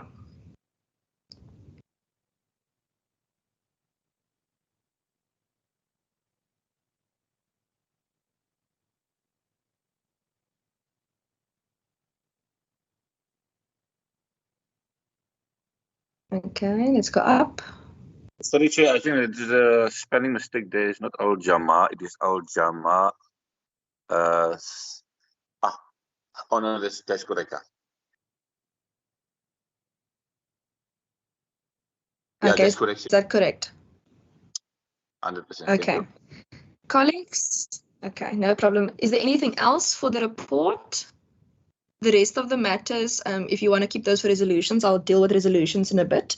I just want to find out first if everyone's happy with the report. Okay, members, I'm going to then ask for someone to propose for the report, please, for the adoption of the report. Member America. Thank you, Chair. I propose that we adopt the report as presented. Thank you. Thank you so much. If I can have a seconder for the report. Second.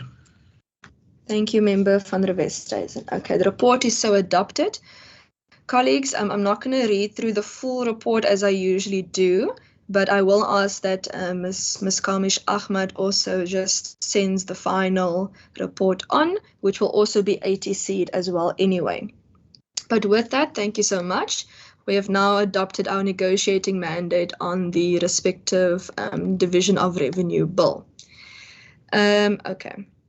We now have one set of minutes and resolutions and actions. I would like to give some feedback in resolutions and actions, but I'm first going to deal with resolutions in general because I do know members have quite a number of resolutions from this meeting. Okay, so I'll take hands now. Okay, I'll then start. Okay, Member Bosman. Thank you very much, Chairperson. Chair, can I also ask, once I've given my resolution, may I please be excused? I've got something else that I need to attend before ad hoc this afternoon. I'd like to know whether we can get a written report from the National Treasury on how gender-based violence and community safety and crime is considered in the provincial equitable share, and what is the data sources that they use to come to these conclusions. And I understand that they've said that it's added separately, but I'd like to really know sort of how they take this into consideration. And I do think a written report would be a very good tool that we can use to get to the bottom of this.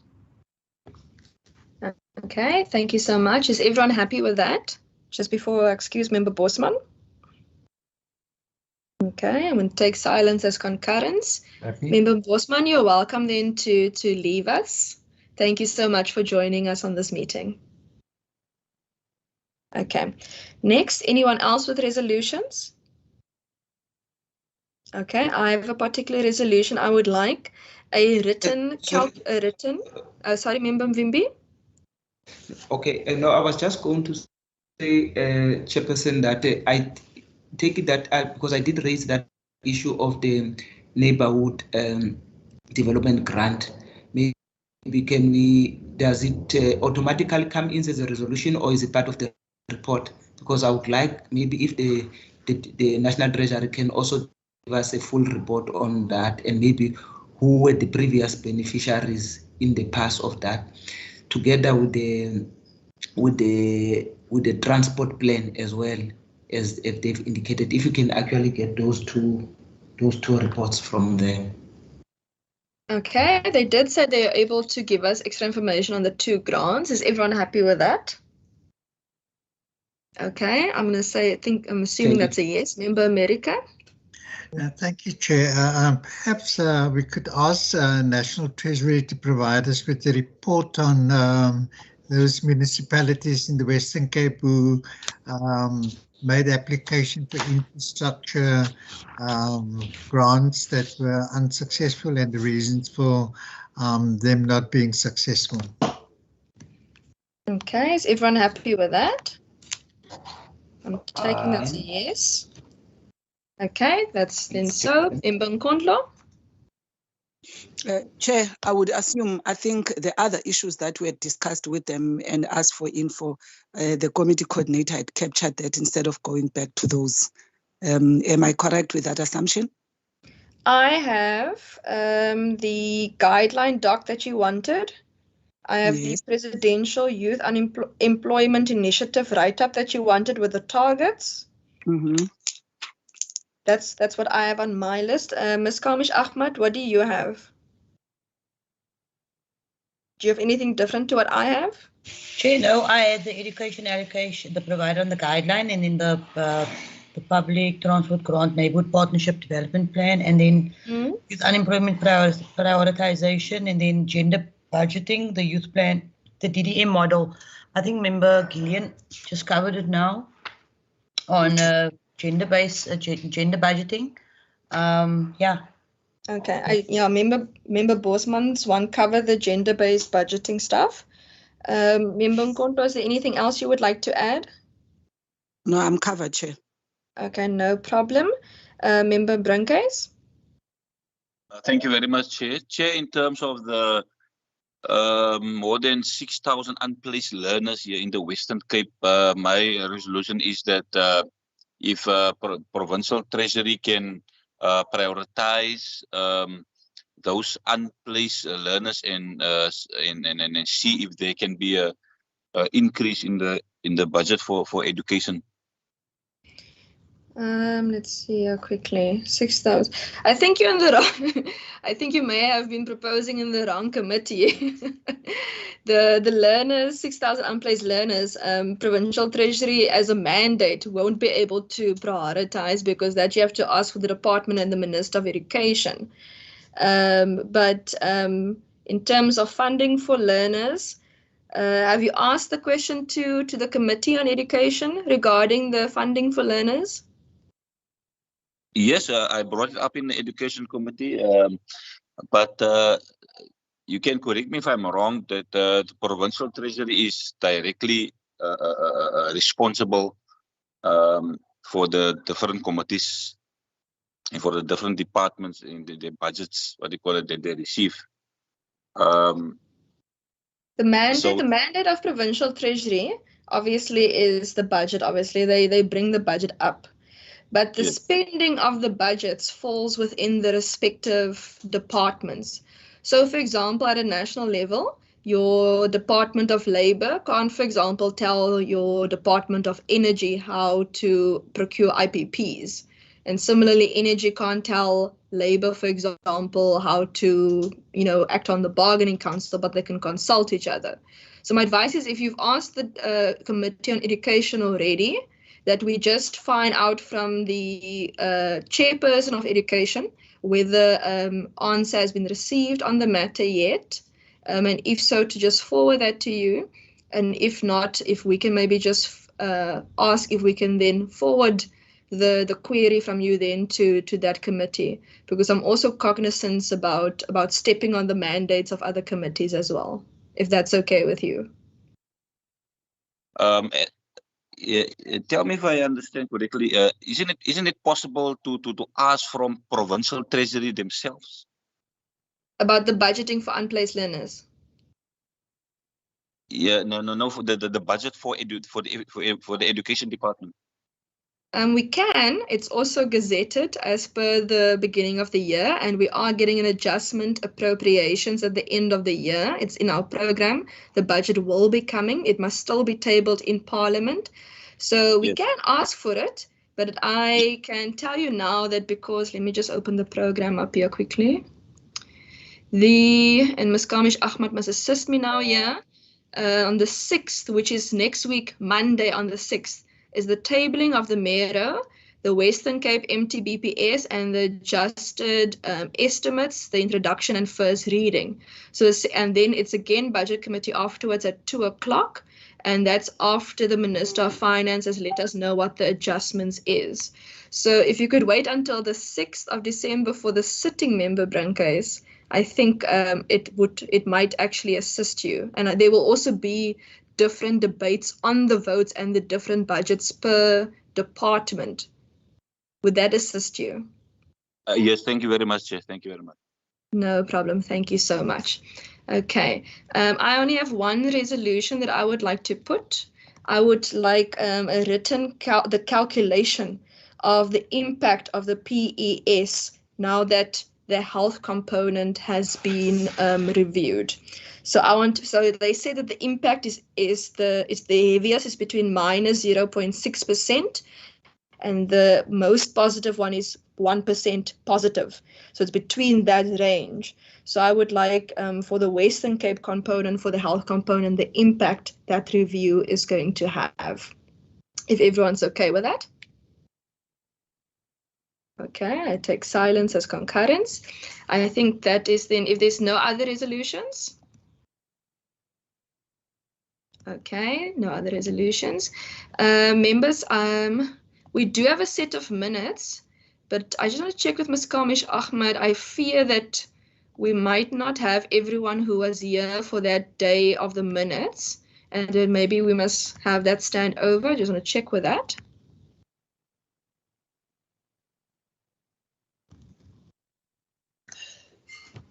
Chair, if the members that is standing in were they're standing in as an alternate, so they hold that power. If they were briefed correctly by the previous person, they're basically standing in for that person. So no, we're adopting minutes. The people who were in the committee, who's on the list of committee.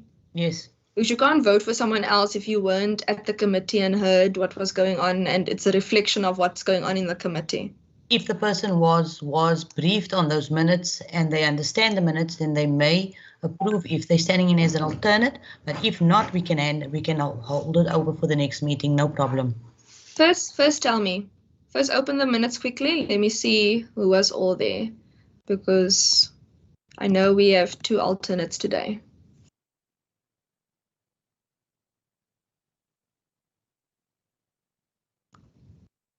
Member van der Westhuizen? Yes, thank you, Chair. In terms of our rules, we do not need a proposer as well as a seconder to approve the minutes. So even if there's only one member present, yourself, I know it's not ideal, but obviously you would also be able to propose from the chair that the minutes be adopted. I do believe that, at this time of the year, one wouldn't like to see a minute standing over for next year, unless there is a good chance of the committee at its next meeting to have, a better representation of people that were present at the last meeting. But technically, you can adopt the minutes today, I believe. Yes, I do see here we are enough members that were present at the previous meeting as well. So I'm going to ask that we adopt. In the alternate members, there's also members that are currently here. Okay. If I can we go through page 1? Okay, page 2.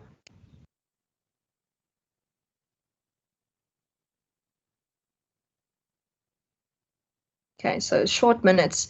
If I could have a proposal for the minutes, please. Member America? Proposed. Chair, I was present in the meeting. I propose that we adopt the minutes. Thank you so much, Vimby and Member America. Thank you so much. This is also why it's so wonderful having extra members in the committee. Okay. I just want to give us a little bit of feedback quickly. Quick. So Programming Committee has been able to find us a date for our second workshop, and we've populated the agenda with resolutions we've taken in Budget Committee at the previous workshop and in Budget Committee in general, so that we update. It's going to be the week of the 17th of January 2021 up until the 21st of January 2021. Sorry, 2022. Apologies for that. The procedural officer, Ms. Kamish Ahmed, has forwarded the draft program to members, because we do need as soon as possible an indication of those who would like to be there in person, because this meeting will be hybrid. Okay. The first day we will be dealing with introductory remarks, values and principles of drafting money bills. We'll be inviting the National Minister of Finance as previously resolved, as well as the Western Cape Premier on the same topic as previously resolved.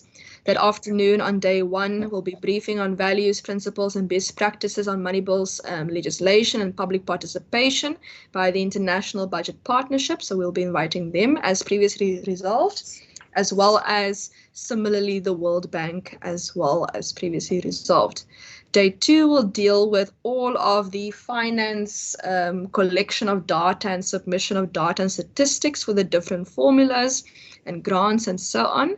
And those different departments we'll be inviting is Stats SA, National Department of Health, Western Cape Department of Health, National Department of Basic Education, Western Cape Department of Education, Financial and Fiscal Commission. And the Fiscal Commission that day will also then deal with briefing on criteria for conditional grants to provincial and local governments and the methods of calculation for the data and statistics, as well as constitutional provisions and procedures for borrowing of infrastructure. We will then end the day with a guest lecture on a topic related to the Money Bills workshop.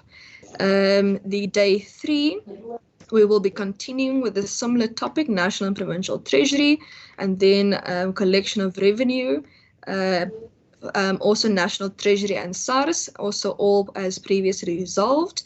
That afternoon, we'll be inviting the Children's Commissioner regarding budgeting for children in money bills legislation, and ending off the day with another guest speaker on a topic related to money bills legislation and so on. The day 4, we've populated with the Gender Commission because they indicated previously they have extra information for us. So that will be in that slot. The legal unit will be inviting to brief us on the minimal clauses that we will need to have in such a bill, as well as case law regarding public participation and public participation in general. And then we will have the research unit regarding the documentation they recently concluded for us on best practices regarding timelines for the legislation for the cycle, including but not limited to the jurisdictions we've already researched, as well as best practices regarding public participation process and the costing per annum related to budget offices in international jurisdictions for the past 3 financial years related to those jurisdictions, and summary of budget cycle and timelines, ending of the day with another guest speaker related to a topic of money bills. And then day 5, we'll be dealing with public participation processes in money bills legislation, inviting Gauteng and Limpopo and the National Parliament. And then ending off the day with engaging with the diplomatic corps, ideally people from diplomats from the respective jurisdictions where we did the research from, and ending off with the resolutions. And if you see at the beginning of the week, there's a session called Feedback Session Budget Committee, which will essentially be an hour and 10 minutes long in that documentation. And that I just please request from the respective political parties and their representatives who are assisting their caucuses with all of the respective information. You received information previously from the first budget workshop. So please, if you could just give us feedback from your respective caucuses at the next workshop on your feelings regarding those questions that Parliament put to us, it would be helpful, so that once the second workshop is done, we can determine at what part of the process we are in, and so that we can move forward quite swiftly. So the respective invites will be going out soon. And it's all been based on previous resolutions we've taken. And I hope members are happy with the draft so far. We weren't able to put everything in that we wanted to do, but we tried to put in as much as possible from the previous workshop resolutions. Member Ms. Kamish Ahmad? Chair, if members can commit or let us know now, that would also help if they would be attending hybrid, virtually or in person. Okay, I think give members a deadline by when they must let you know, because the first quarter program of next year only came out recently, so the members can go consult their diaries. Yeah, I think that would be easiest. Members, would you be happy with that? Chair, I already yes, that I will attend in person. Member Blanket, I will attend in person. Okay, perfect. Thank you so much. You already have an answer from Member Blanket. I'll also be there in person. Thank you so much. Members, I don't have anything else for feedback. Is there anything else that members want to raise now? If none, thank you so much, members, for a long and productive day. Thank you so much also to our NCOP representative, Member Njadu, for also being here and assisting us with this Division of Revenue Adjustment process. And we look forward to the next year's budget, and hopefully seeing some of our commentary included, and hopefully seeing that before even the final mandate. But with that, thank you, stay safe, stay warm, and the meeting's adjourned. Thank you. Thank you, Chair.